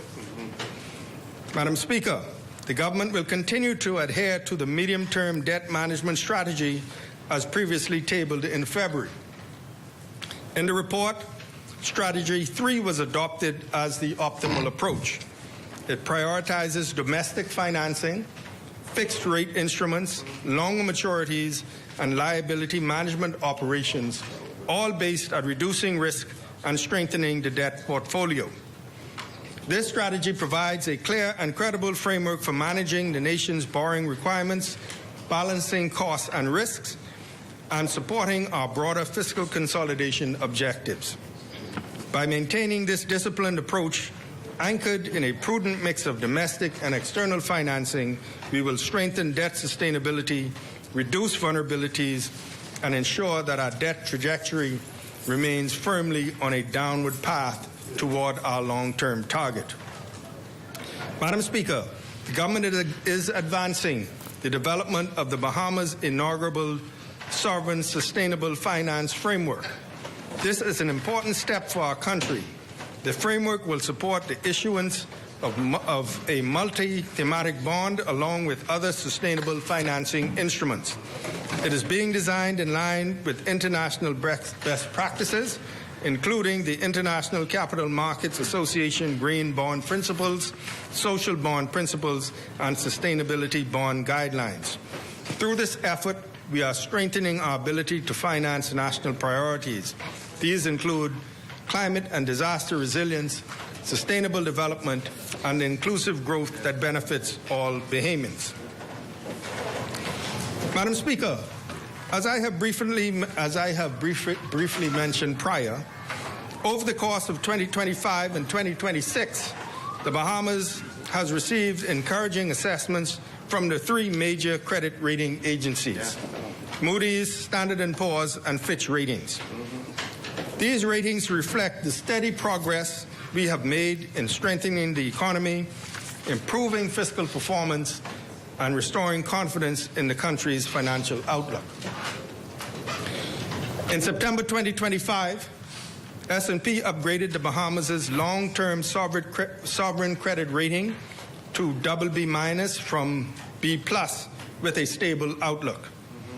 That upgrade reflects improved economic conditions and confidence that our economy will continue to grow at a resilient pace over the medium term.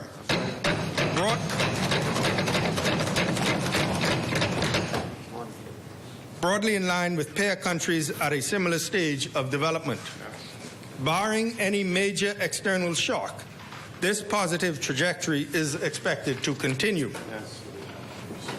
As of April 2026, Moody's has also acknowledged this progress, upgrading its long-term issuer and senior unsecured ratings and pointing to the sustained strengthening of fiscal performance, as well as improvements in the government's liquidity and funding profile.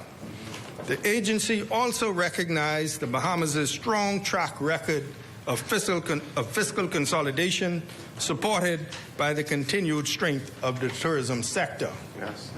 Fitch, in its most recent March 2026 review, also noted that the Bahamian economy continues to expand at a solid pace. This performance supports the Bahamas' standing with the BB rating category and further underscores the resilience of our economy.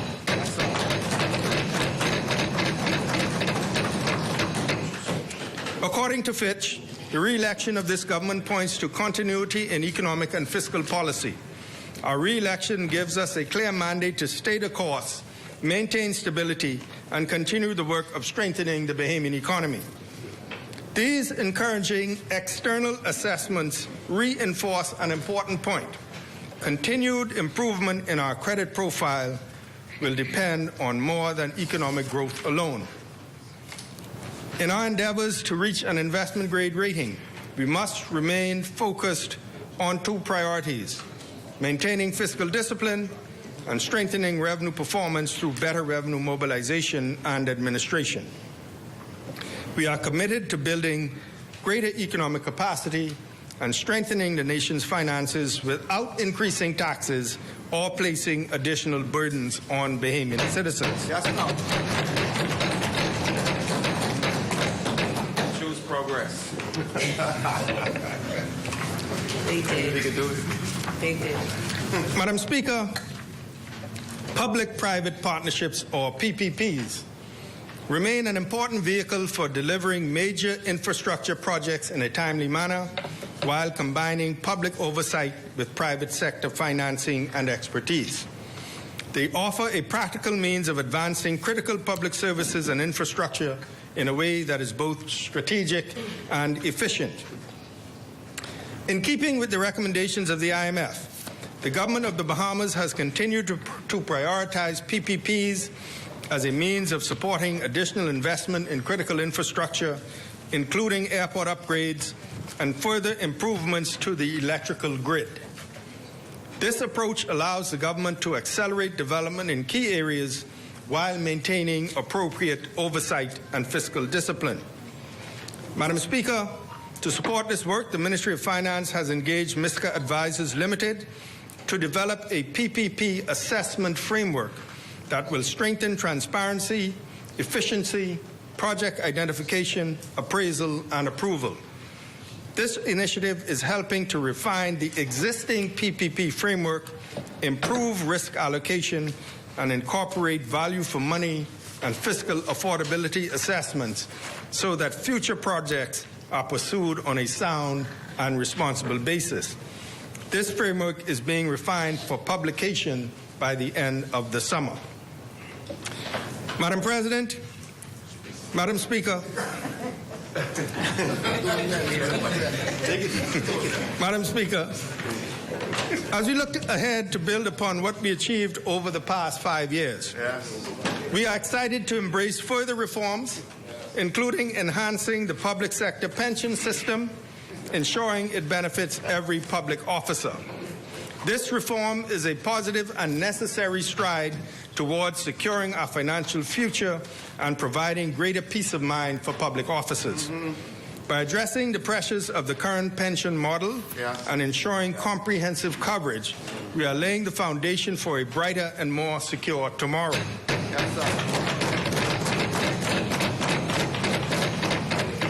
In our new approach, We are proposing a contributory pension fund with employees investing 3% and government contributing 5%. This system will feature individual accounts and enhanced protections for workers and their families, empowering them to plan confidently for their retirement. Our next steps in continuing this reform include finalizing the legal framework and tabling the white paper, which we will do today, white paper on pension reform, marking another milestone in our shared journey. Marking another milestone in our shared journey toward progress and prosperity for all Bahamians. Madam President, Madam Speaker, in addition to pension reform, our government will introduce comprehensive health insurance plans for public officers. 3 plan options will be available, allowing public officers to choose coverage that best reflects their health care needs and income level. The government will cover a significant portion of the cost depending on which plan is selected by the officer.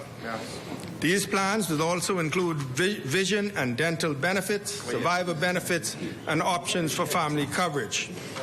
Comprehensive health care access for all is a priority for this government, and further details will be provided by the Ministry of Public Service in the weeks ahead.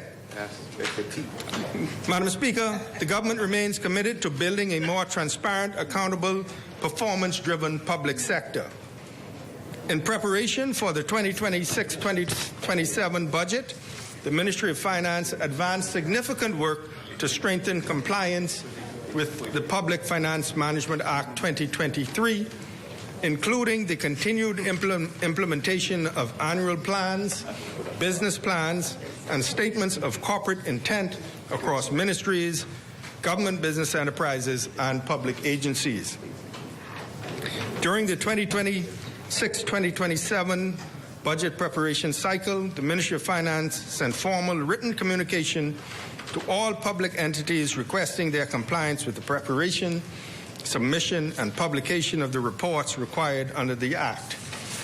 Each entity was also asked to return a signed copy of the letter from the relevant Permanent Secretary, Chief Executive, Chairperson of the Board as applicable.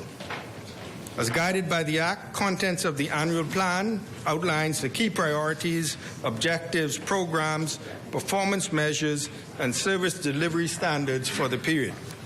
It also addresses statutory requirements and operational priorities across core areas such as revenue management, expenditure control, debt sustainability, procurement oversight, and capacity building. Madam Speaker, to support this initiative at the Ministry Department and agency level, an annual plan template for 2026-2027 was developed, circulated, and revised.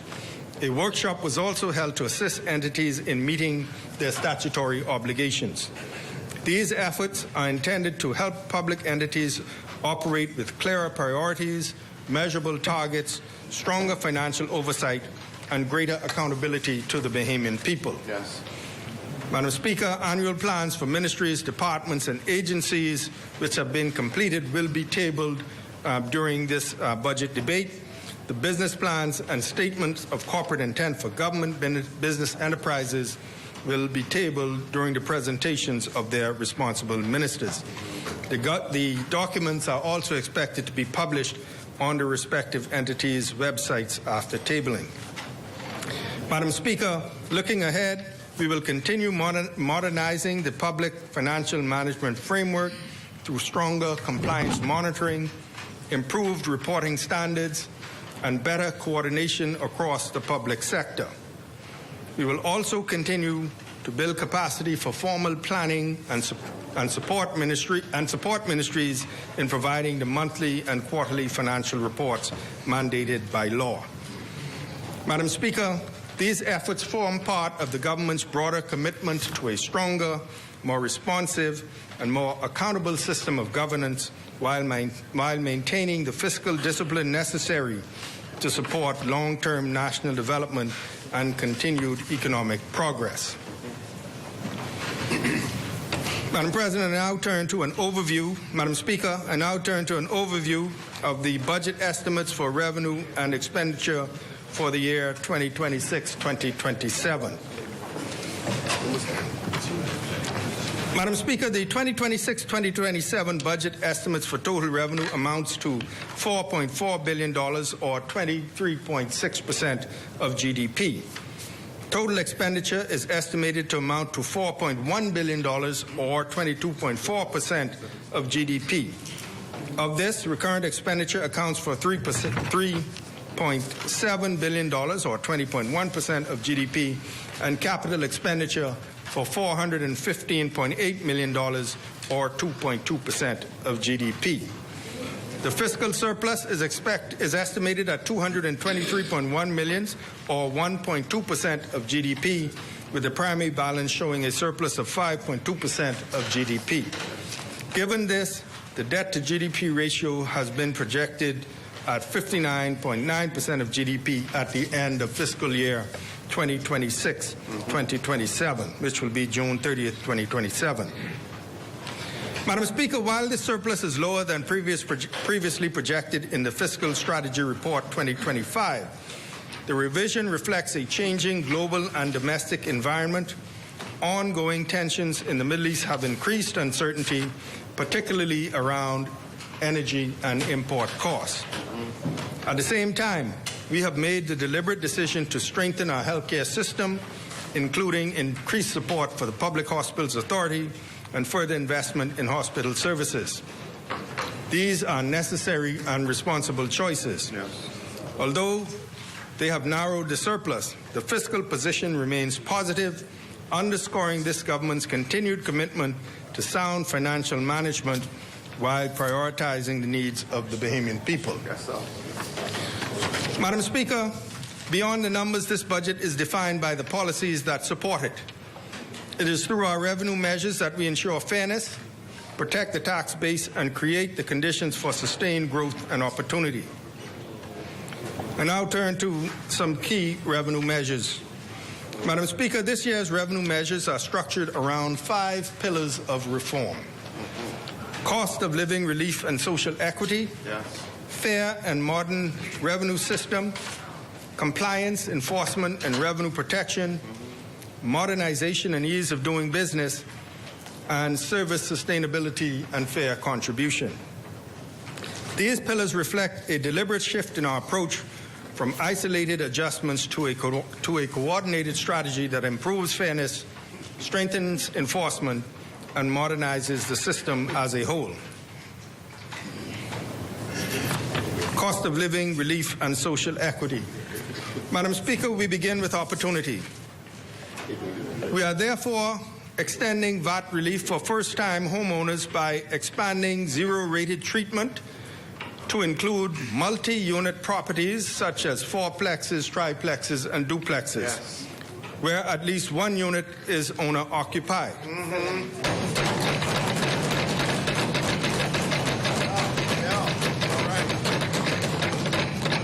To clarify, this VAT relief will be on the entire building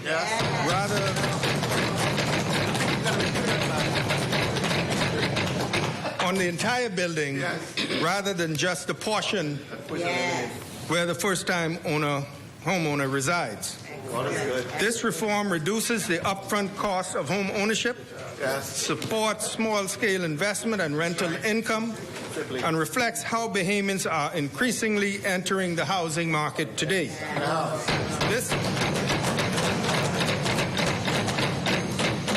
This measure takes immediate effect, helping more Bahamians to own property, build equity, and generate income. Madam Speaker, our review of the tariff regime revealed that several essential and sensitive goods were being taxed at rates that did not reflect their purpose or their importance to households. We are introducing a duty-free tariff line for chairlifts designed for the elderly and people with disabilities, reducing the duty from 45% to 0%. These items were previously grouped under general machinery, an approach that failed to recognize their essential nature. Madam Speaker, today we align policy with reality. Yes. We are also addressing medical needs with dignity. Yes. To help patients with cancer, alopecia, and similar conditions, we are revising the treatment of human hair and wigs by reducing their duties and creating clear classifications so they are no longer grouped with cosmetic items like false beards or eyelashes. At the same time, we are easing the cost of everyday living by reducing duties on common household plastic items, paper goods such as tablecloths and serviettes, and sanitary products. These measures are targeted, practical, and designed to deliver real and meaningful relief to Bahamian households. Madam Speaker, we are also taking steps to improve fairness and access in everyday systems. We are eliminating the registration fee for non-motorized bicycles, removing an outdated burden, and encouraging affordable and environmentally friendly transportation options. At the same time, we are modernizing the regulatory framework for items such as electric bicycles, ensuring that they are properly registered in a simple and accessible manner, while also encouraging safe and efficient means of transportation. Madam Speaker, we are also advancing energy equity through the development of legislation to ensure that residents of the Family Islands are not burdened with higher electricity costs simply because of where they live.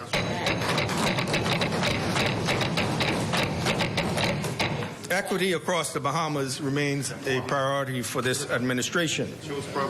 Madam President, a fair system requires clarity, consistency, and balance.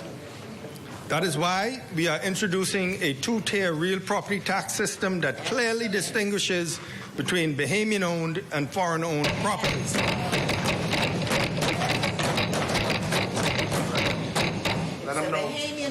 Under this reform, a new category of foreign-owned property will be established, subject to a defined tax rate of 0.625% and a maximum cap of $200,000. This regime will no longer depend on how many days a person spends in the Bahamas. Instead, it will be determined by whether the property is used as a residence, replacing the former 180-day test with a clearer, more practical standard. We are also strengthening the support for Bahamian families by increasing the first-time homeowner exemption under the Real Property Tax Act from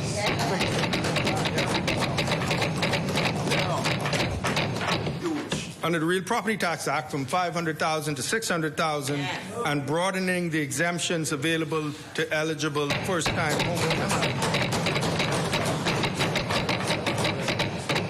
This change creates a clearer and more consistent framework, one that protects Bahamian homeowners while ensuring that foreign-owned properties contribute fairly, transparently, and responsibly to the tax base. That's right. Madam Speaker, we are also advancing fairness by completing the work we began last year in the maritime sector. Last year, we regularized and strengthened the framework for Bahamian-owned vessels. This year, we are addressing a long-standing gap by introducing a structured regime for foreign-owned recreational vessels and non-resident users of our waters. And let me be clear, Madam Speaker, these measures are not directed at Bahamian boaters. No. They ensure that foreign users contribute fairly to access our waters. That's right. We are introducing a formal registration regime for foreign-owned recreational vehicles where none previously existed. Clear classifications and fee schedules to ensure equitable treatment across all users, and defined anchorage zones, improving order, safety, and environmental management across our waters. Madam Speaker, these reforms are designed not only to clean up legacy gaps in the system, but to establish clear, enforceable standards going forward, ensuring that compliance becomes the norm rather than the exception. Madam Speaker, our greatest challenge is not our low tax rate, it is revenue leakage. There are still too many areas where taxes are not collected, not remitted, or not enforced, and we are closing those gaps. We will introduce during this fiscal year the Bahamas Identification Number, or BIN, to further strengthen compliance, improve accountability, and support and support more effective enforcement. At the same time, we are advancing the ease of doing business through our One Tax Bahamas initiative, focused not on raising taxes, but on delivering a more efficient, modern, and service-oriented system. Madam Speaker, we are also strengthening compliance in public finance as well, such as enhanced reporting requirements, including domestic minimum top-up tax filings and accountability frameworks for tax representatives. These measures strengthen accountability and ensure that the system operates as intended. This is about ensuring that what is due to the Bahamian people is actually collected in a seamless manner. Madam Speaker, we will engage in public consultation on the development of 3 major pieces of legislation: a review of the Business License Act, a consolidated and modern fiscal incentive legislation, and the creation by statute of a national domestic revenue agency. Madam Speaker, we are also taking firm action to recover revenues due to the Bahamian people. Following the recent arbitration between the government and the Grand Bahama Port Authority, the tribunal confirmed that the government's cost recovery rights remain fully enforceable. Accordingly, the government has formally invoked its review rights and issued a demand for reimbursement of administrative costs incurred in the port area. The administrative cost demanded has been independently assessed and reflect the legitimate cost of services provided by the government. This action reinforces a simple principle: where obligations exist, they must be honored, and where revenue is due, it must be collected. We are strengthening enforcement not only in taxation, but across our wider regulatory framework. We are introducing fixed penalties for environmental nuisances, allowing for direct enforcement action to address issues impacting public health and community conditions. We are also enhancing compliance in the transport sector by introducing title clearance certificates to verify proof of ownership before vehicle transfers, and empowering officers to issue spot fines for violations of public service drivers. Madam Speaker, in our maritime space, we are also introducing defined safe speed requirements for boaters in Nassau Harbor, expanded inspection and registration enforcement for commercial watercraft. These measures ensure that rules are not only established, but enforced. Madam Speaker, we recognize that this robust economy has brought significant returns to the largest businesses, and they have the capacity to contribute more to national development. In this regard, we are increasing the business license rate for businesses which earn more than $175 million by 0.25% to 1.5% per annum. Madam Speaker, we are modernizing how the system works. A major issue uncovered in our review is that many of the problems in customs are not about rates. They are about misclassification, and we are correcting this through targeted reforms. We are creating new tariff headings for emerging goods, such as smart glasses, placing them in the appropriate category. At the same time, we are introducing proper classifications for construction materials, such as specialized shingles, eliminating ambiguity in assessment, and undertaking tariff cleanup exercises to remove outdated or conflicting descriptions across entire chapters. Madam Speaker, we are also reforming regulatory systems. We are strengthening tax administration by standardizing processes, improving dispute resolution, and ensuring that decisions are made based on timely and complete information. Madam Speaker, we are introducing structured, transparent fee schedules across the environmental approvals process, where project-based fees will now be reflected by the complexity and size of the project. We are also modernizing the motor vehicle registration system through a new weight-based vehicle classification framework, the introduction of a dedicated category for electrical vehicles, which will lower licensing fees, recognizing their carbon-neutral impact on the environment, and the formal integration of ATVs and recreational vehicles into the licensing regime. Madam Speaker, there's also a fifth area of focus this year, one that speaks directly to the sustainability of the services we provide. This is ensuring that those who benefit from public services contribute fairly to their costs and those systems remain sustainable. Madam Speaker, as our economy grows and services expand, it is important that we maintain systems that are not only effective but also sustainable. We are therefore undertaking reforms within the immigration framework. These include adjusting fees for permanent residency, adjusting fees for certain work permit categories covering senior and executive management, introducing a late payment regime, introducing amendments to the Immigration Act, making zero-coupon bonds a more attractive option for those seeking economic permanent residence. Madam Speaker, we are also making it easier for investors to do business in the Bahamas. We are revising the Trusted Traveler Program, ensuring that frequent visitors for business-related purposes are not unfairly penalized by introducing annual as opposed to per-visit fees. And finally, we are lowering the work permit fees for caregivers who help our most vulnerable, the elderly, or those who are bedridden.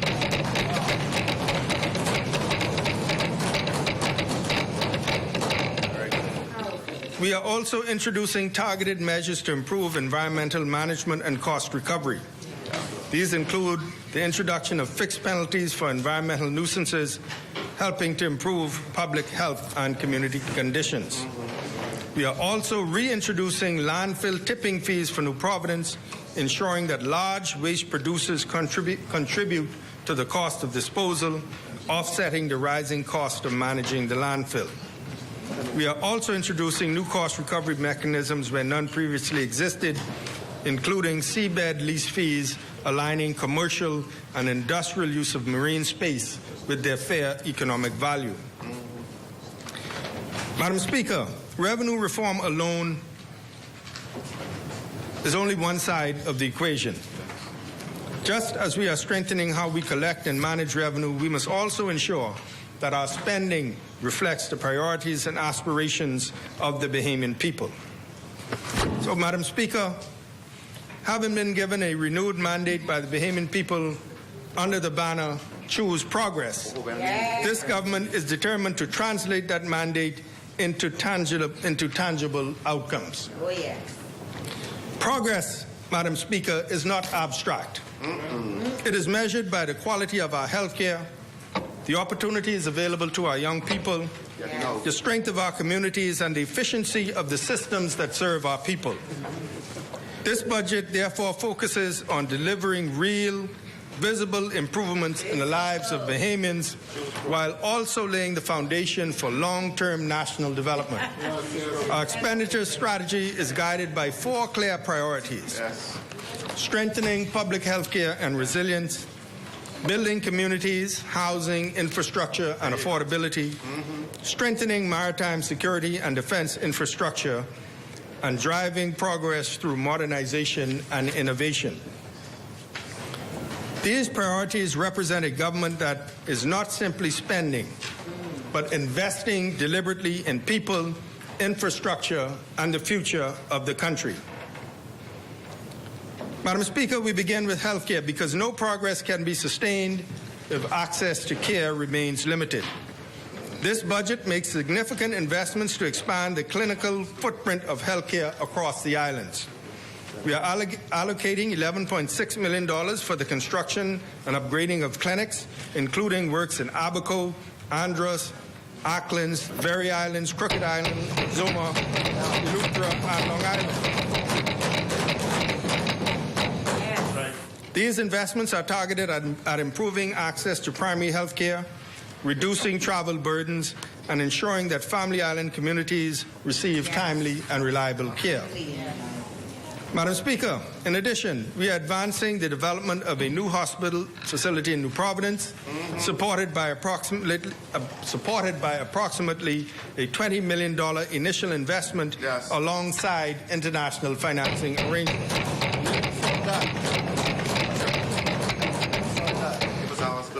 This project represents a major step in modernizing tertiary care in the Bahamas. Yes. We are also strengthening the system behind these facilities.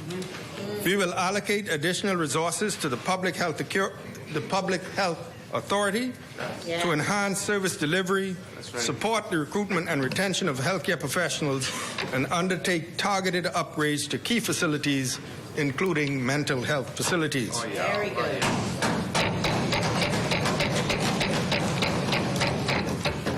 Through the National Health Insurance Authority, we are advancing major reforms. Expansion of the proposed prescription drug program, implementation of the standard health benefit, improving coverage and long-term efficiency, and improved data sharing platforms to create a more connected healthcare system. Madam Speaker, progress must be felt where people live, in their homes, in their communities, and in the cost of everyday living. This budget makes deliberate investments to improve housing access, strengthen infrastructure, and support affordability across the country. We are advancing major housing initiatives in both New Providence and Grand Bahama for subdivision development and expansion.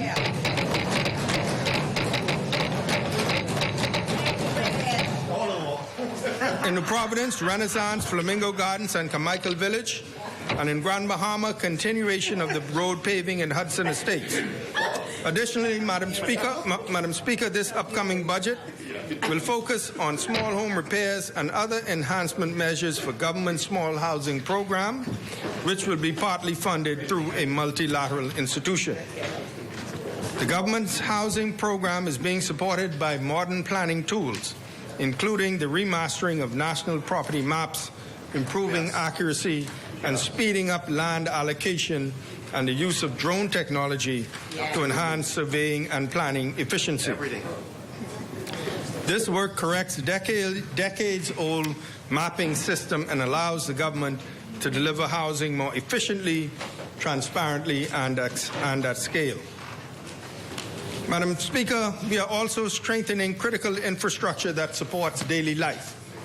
The Water and Sewage Corporation will invest approximately $21.5 million in water mains and systems upgrades in Abaco, Exuma, Andros, Acklands, and other family islands. These projects will improve reliability of water supply, support growing communities, and build resilience in the face of climate and environmental pressures. In this upcoming budget, we will guarantee in the upcoming fiscal year an approximately $90 million loan for the Bridge Authority for construction of a new glass window bridge in New York.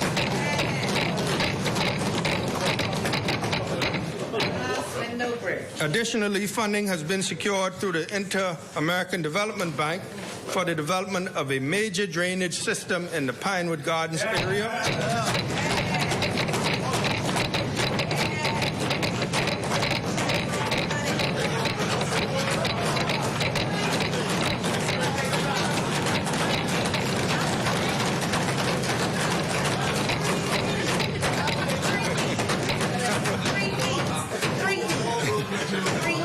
In the Pinewood Gardens area, which is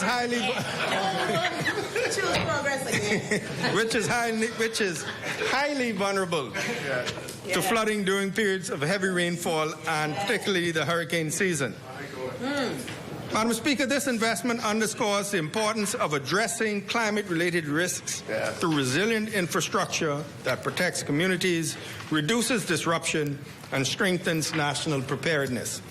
This is being augmented by funding in this current budget. We have also provided increased funding for Bahamix, the state-owned road paving company of the Bahamas, now operating as a statutory authority, to improve the efficiency, maintenance, and development of road infrastructure in New Providence. This investment will enhance project delivery, improve road conditions, and ensure that our infrastructure keeps pace with the needs of a growing economy. Madam Speaker, we are also taking decisive steps to modernize and diversify the country's energy sector, reducing costs, improving reliability and strengthening resilience. The Bahamas Power and Light Company, under the guidance of the Ministry of Energy, have advanced major reforms in how energy is generated and delivered. Yes.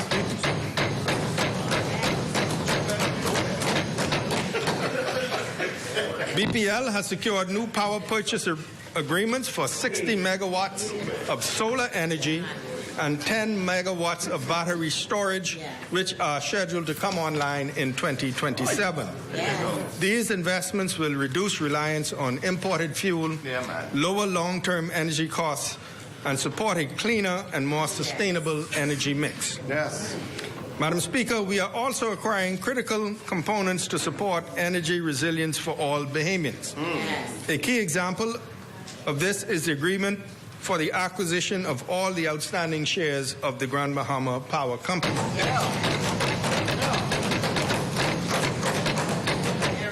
Through this transaction, Grand Bahama Power Company will adopt the Bahamas Power and Light Company tariff structure with effect from the date of acquisition, May 12, 2026.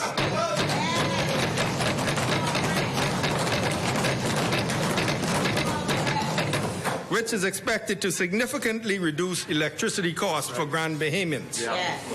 The estimated average savings is 37% on electricity.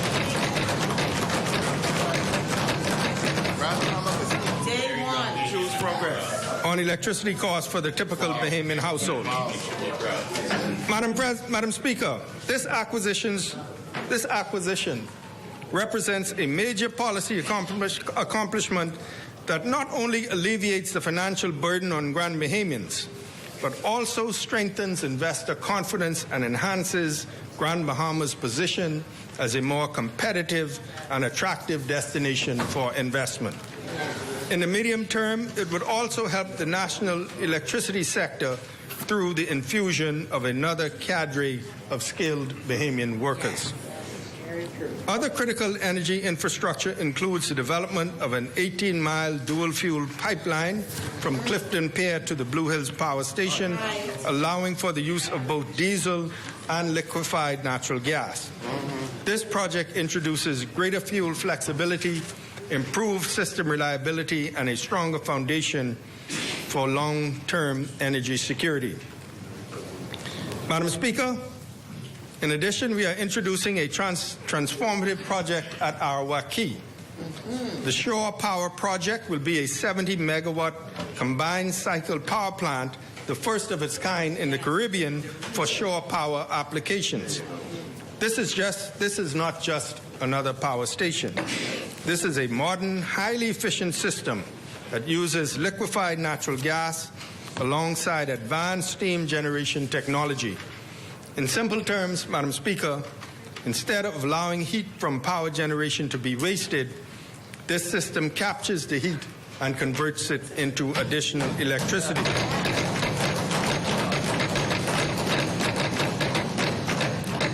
This significantly improves efficiency and reduces fuel consumption.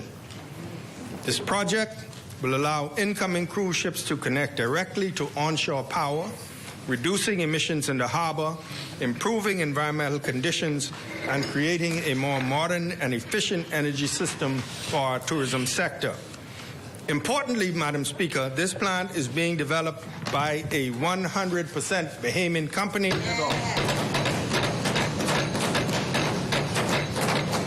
Ensuring that this transformation in our energy sector also supports local capacity and national development. Madam Speaker, affordability is also closely tied to food security. We are strengthening local food production and supply chains through targeted investments in agriculture and agribusiness development across the islands. This includes increased funding for the Center for Food and Nutrition Security in the Ministry of Finance, which would operate as a think tank for food security and agriculture development initiatives in the country. The completion of cultivation centers in New Providence and Eleuthera, designed to expand domestic food production capacity and support modern climate-resilient farming practices.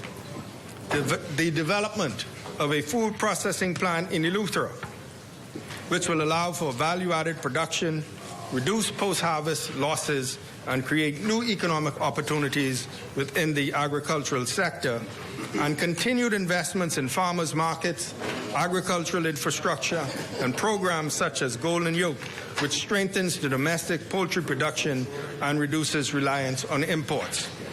These initiatives represent a comprehensive approach to food security, supporting farmers, improving supply chains, and increasing the availability of affordable, locally produced food. Over time, this will help reduce costs for Bahamian families while building a more resilient and self-sufficient national food system. Madam Speaker, we also recognize that building strong communities requires continued investment in education and infrastructure. This upcoming budget, through the Ministry of Education, Science and Technology, will provide for the upgrading of schools across the country, ensuring that our students have access to safe, modern, and well-equipped learning environments. Key initiatives include the implementation of summer repair and upgrade programs across public primary and secondary school, addressing critical maintenance needs and improving the overall learning environment, alongside increased grants for the school boards of our special schools such as the Stapleton School, the Center for the Deaf, and School for the Blind. Through the Caribbean Development Bank, there will be the construction of a new high school in Grand Bahama.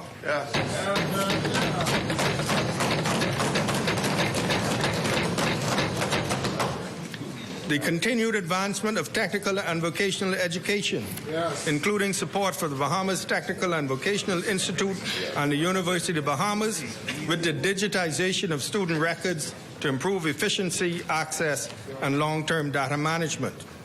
Increased funding for the National School Breakfast Program, ensuring that more students across the Bahamas have access to a reliable, nutritious start to their day. Allocation of funding for the increase in teachers' salaries under a new 5-year industrial agreement with the Bahamas Educators, Counselors, and Allied Workers Union, effective July 1st, 2026, and support for the completion of the Bahamas Polytechnical Institute, expanding tertiary level technical and professional training opportunities aligned with national workforce needs. Madam Speaker, these investments go beyond infrastructure. They are about strengthening the entire education ecosystem. By modernizing facilities, expanding access, and improving administrative systems, we are equipping our young people with the tools, skills, and opportunities needed to succeed in a rapidly changing world. In doing so, we are investing directly in the future strength and resilience of the Bahamas. Madam Speaker, as an archipelagic nation, our security, sovereignty, and economic stability are deeply tied to our maritime domain. This budget, therefore, provides targeted investments to strengthen critical institutions, improve operational capacity, and enhance the safety of communities across the Bahamas. Key initiatives for the Defense Force include the refurbishment of 3 patrol craft and the auxiliary vessel HMBS Lawrence Major, the acquisition of another auxiliary vessel, the continued development of the HMBS Coral Harbor Base, alongside advancements at the Nagua Base, strengthening our southern and northern maritime presence and improving operational reach across our archipelago. Investment in the upkeep of navigational aids and marine lights, ensuring safe and secure passage across our waters, supporting both national security and commercial activity. The strengthening of maritime capability through investment in sea vessels, as well as modern communication, security, and medical equipment, improving coordination, response capacity, and operational effectiveness across the Royal Bahamas Defense Force. The construction of a secure exterior perimeter wall at the Bahamas Department of Correctional Services, designed to prevent intrusions, deter escapes, and disrupt illicit activities such as drug trafficking within the compound. Continued improvements to correctional facilities to support the department's pursuit of international certification, including upgrades to the Remand Center to meet global standards.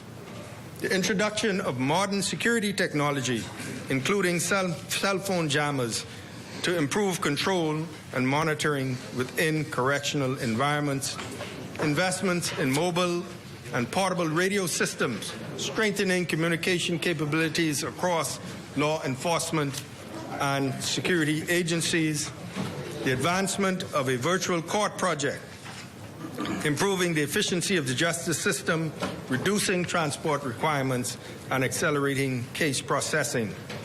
The acquisition of 20 fire trucks for the fire department and 20 fire trucks for the airport authority to strengthen capacity.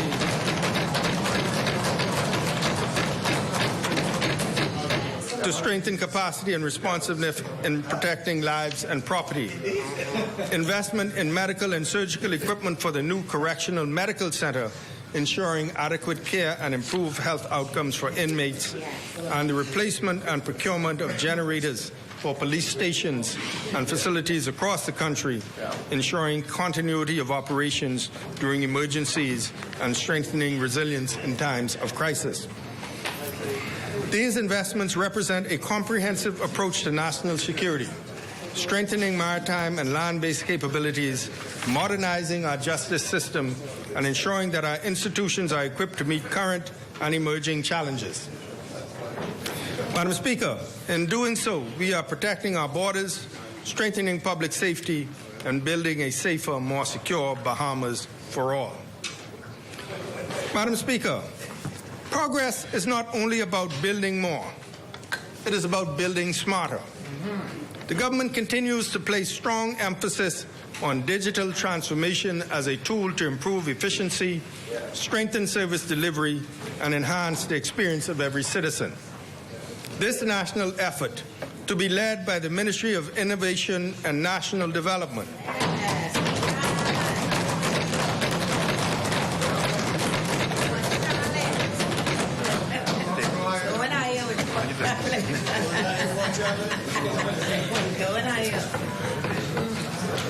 This national effort, to be led by the Ministry of Innovation and National Development, is focused on modernizing government systems, expanding social inclusion through digital access, and building the skills needed for a technology-driven economy.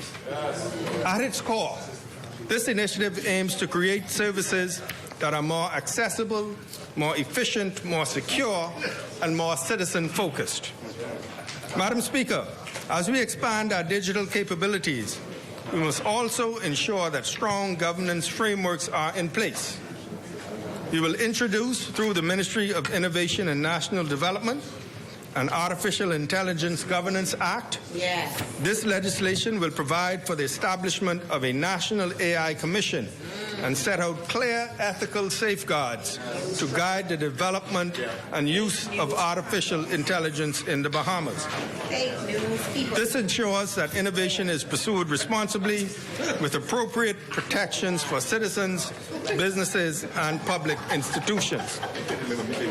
We will also continue strengthening enforcement under the Data Protection Act, including the introduction of mandatory breach notification requirements. These measures will enhance transparency, improve accountability, and ensure that individuals are properly informed and protected in an increasingly digital society. Madam Speaker, digital transformation is not only about technology. It is about how people interact with government. It is about improving transparency, increasing access to information, and making it easier for Bahamians to engage with public services through modern digital platforms. Through the Digital Transformation to Strengthen Competitiveness program,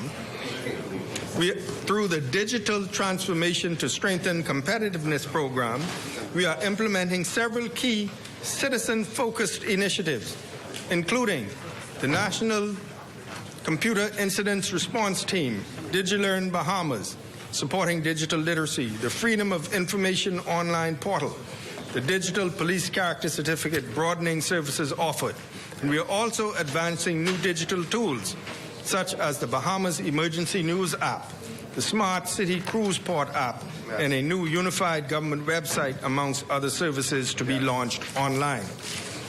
Madam Speaker, at the same time, the department continues to support ministries and agencies in digitizing internal processes, improving workflows, strengthening interagency coordination, and enhancing the overall delivery of services to both staff and the public. We are also making major investments in the government's digital backbone. The government is committed to transforming how public services are delivered by investing in digital systems, modern infrastructure, and more efficient ways of doing business. At the core of this transformation is our investment in data, technology, and digital government. This includes the Oracle Data Center supporting transition to modern financial and administrative systems, cloud infrastructure, including Amazon Web Services environments, and a government-wide digital transformation unit supported by international partners. Madam Speaker, we are also modernizing how we manage borders, identity, and national security systems.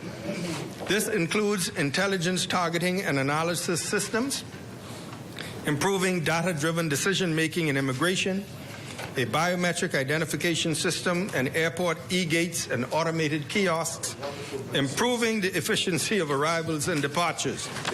We are also upgrading surveillance and security systems, including detention center CCTV upgrades, ensuring modern, unified monitoring systems. These investments improve both security and ease of movement for residents and visitors. Madam Speaker, we are also investing in how we understand and plan our country. Through the Bahamas National Geographic Information System, BINGIS, we are advancing national mapping initiatives, including international and aerial mapping through Blue Sky.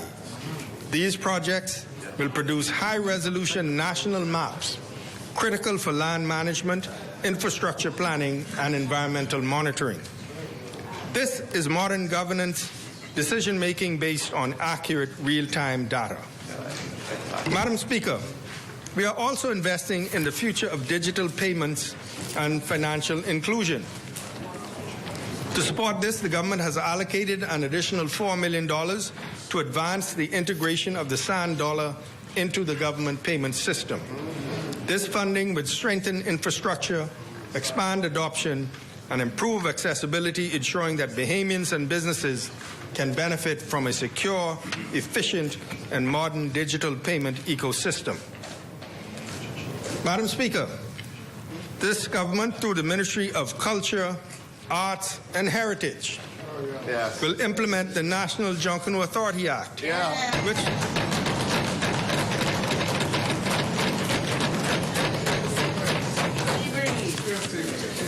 which will establish a permanent institution to strengthen, promote, and guide the future development of Junkanoo.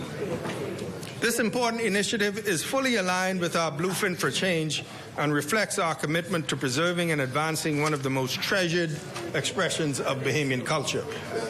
The authority will provide a clear legal framework to recognize Junkanoo as a national cultural institution while setting strong standards for governance, funding, safety, education, and year-round development.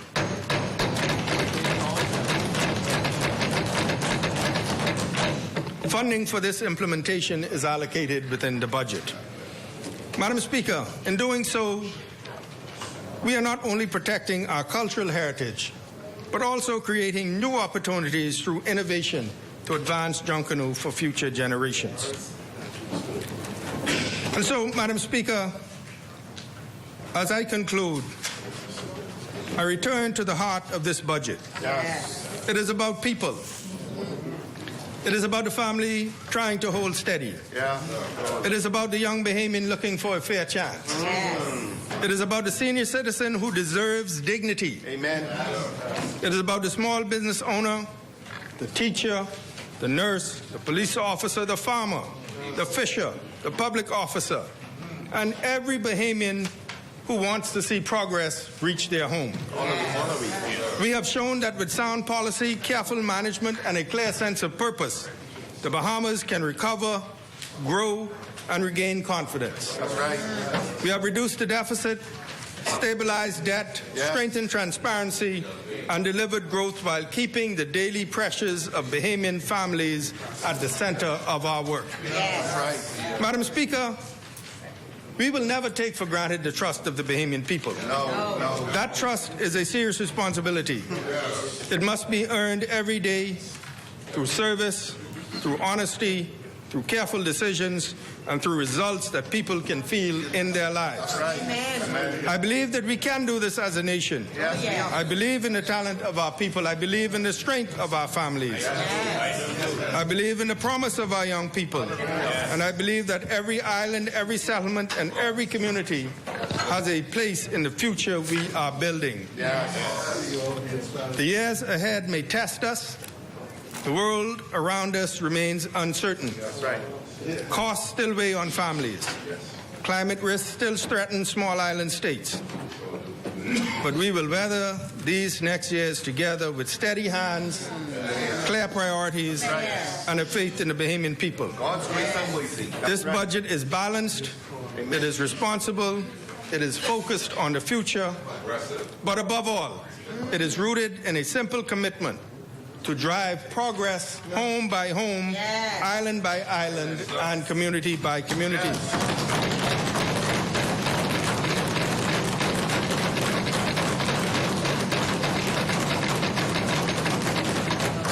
Madam President, Madam Speaker. Bring it on, Madam Speaker.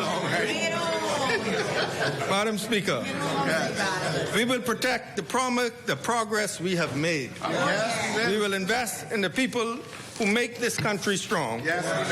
We will reform the systems that must serve them better. And we will continue the work of building a Bahamas where every Bahamian can see, feel, and share in the promise of progress. That's right. Yeah, man. Well done. Well done. Well done.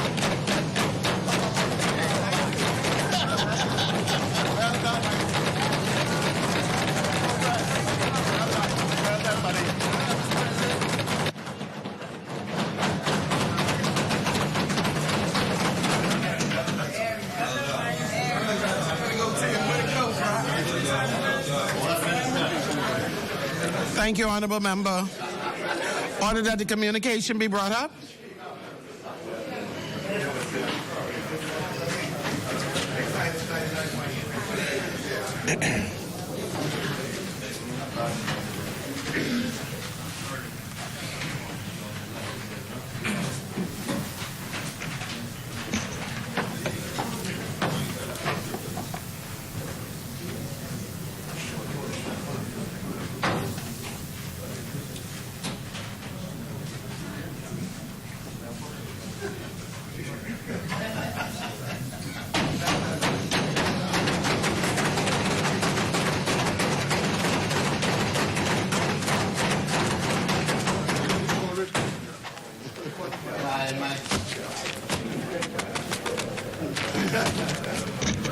Order the communication to lie on the table.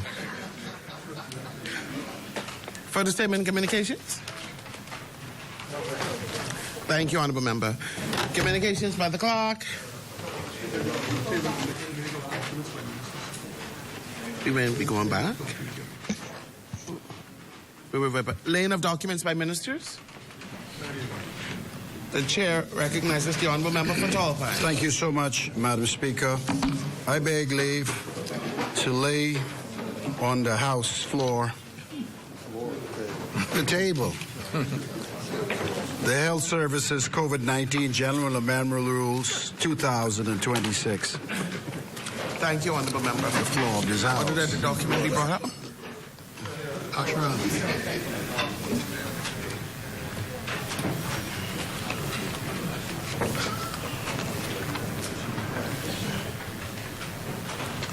Thank you. Order a document to lie on the table. For laying of documents. On the table of the House, a copy of the following: the Promotion and Advancement and Protection of Breastfeeding Regulations 2026. Thank you, Honourable Member. Order this document be brought up. Well, there you have the Minister of Finance, the newly minted Minister of Finance, Michael Halkitis, there delivering the 2026-2027 budget in the House of Assembly, one that he said is not only balanced but responsible and is rooted in the government's mandate to continue on with progress. Now, Don, a few takeaways from that 2-hour-plus presentation we just got there from the Minister of Finance. And in terms of on the numbers side of things, we see that revenue has increased, tax revenue standing at $2.3 billion, and driving behind that revenue are things like VAT receipts, gaming taxes, and things of that sort.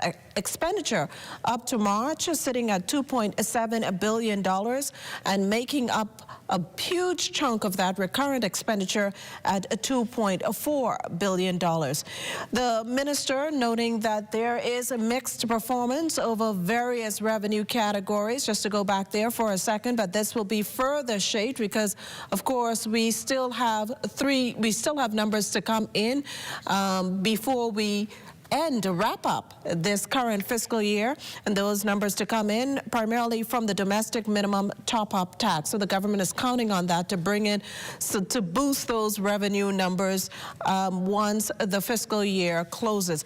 We also heard, and I think a lot of people particularly tuned in to hear the cost of living. What will the government do to assist, to comfort, to make my life easier? And on that note, we heard of a VAT relief for first-time homeowners owning like four unit, and this to take immediate effect. Of course, the owner has to reside on the property, and there are going to be some reduced tariffs on things like plastic items, sanitary products. So they're going to eliminate the registration fee for non-motorized bicycles, and there's going to be a two-tier property tax system distinguishing between local and foreign-owned properties.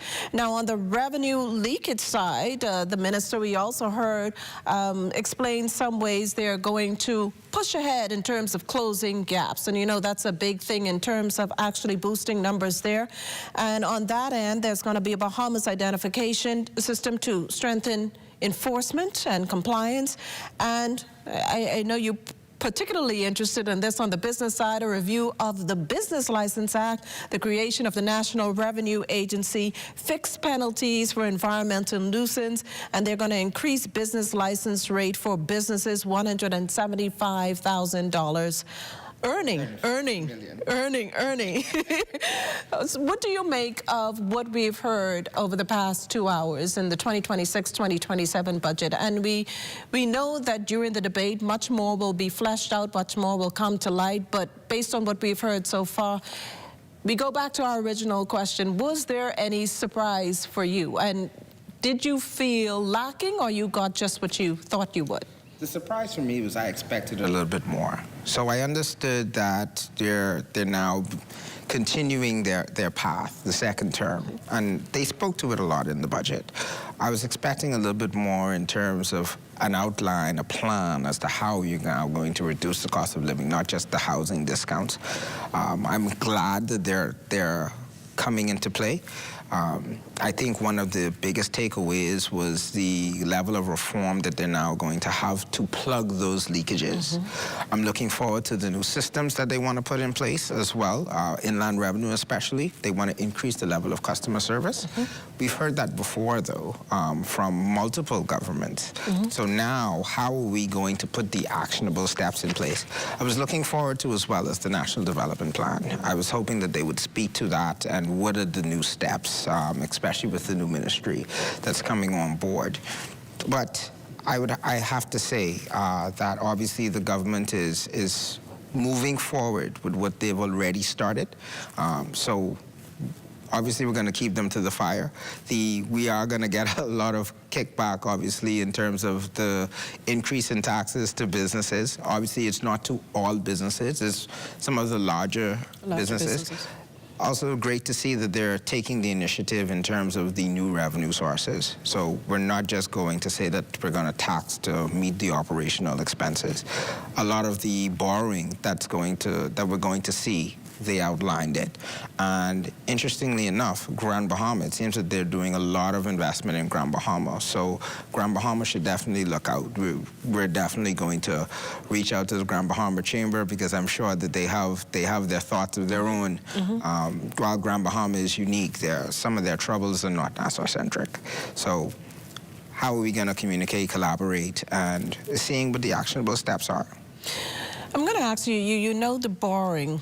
I think we need to know when does borrowing, there's nothing all bad about borrowing. Borrowing isn't all bad, but when does we should raise the red flag in hearing borrowing coming out of the House of Assembly in terms of the route legislators will take? From a business standpoint, when you're borrowing and it has no proper structure, I would say. So, for example, we're borrowing they spoke about the glass window bridge. That's a necessity, obviously, for the commute, for the growth of that island. Are we borrowing to put a new system in place that, why don't we just upgrade the old system? So it seems as though the government has done some assessment work. They spoke about multiple consultants that have already done certain feasibility studies. They've mentioned a few new ones.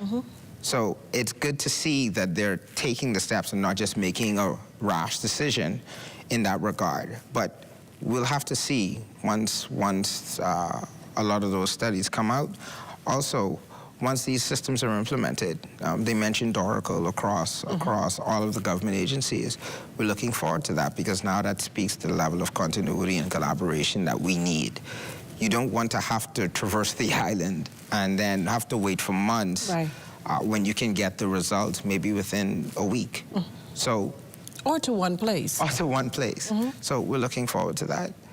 Well, we also heard much of what came out of the speech from the throne, the contributory pension scheme. The government proposes to push ahead with that to help Bahamians plan better for retirement. And according to the Minister of Finance, a white paper will be tabled today in this regard in terms of pension reform. We also heard of a health insurance plan. 3 plans to choose from. The government will cover a significant portion based on what's chosen, and these will include vision and dental. So this should be good news for our law enforcement.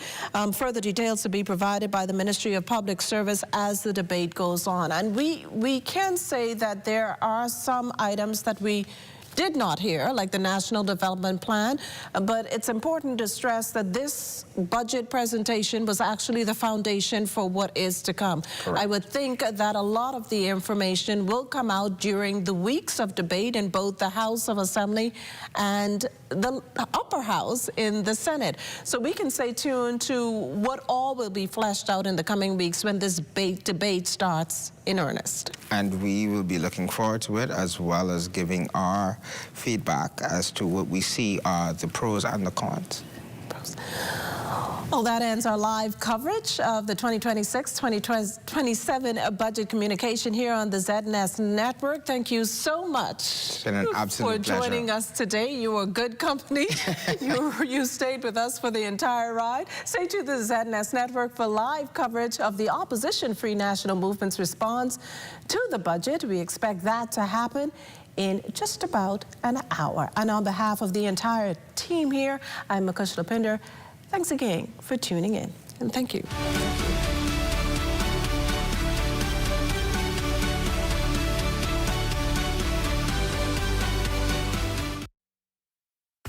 The Hidden Disabilities Sunflower is a globally recognized symbol for persons with invisible disabilities. The Sunflower lanyard made our journey less stressful, smoother, and more inclusive. REACH is proud to support the Hidden Sunflower Scheme, which makes the invisible visible. So far, the Nassau Airport Authority and the Nassau Cruise Port are Sunflower certified. So if you see someone with a sunflower lanyard, always remember to be patient and ask if they need some help. Please be kind and always remember to show respect. We wish to encourage more hotel operators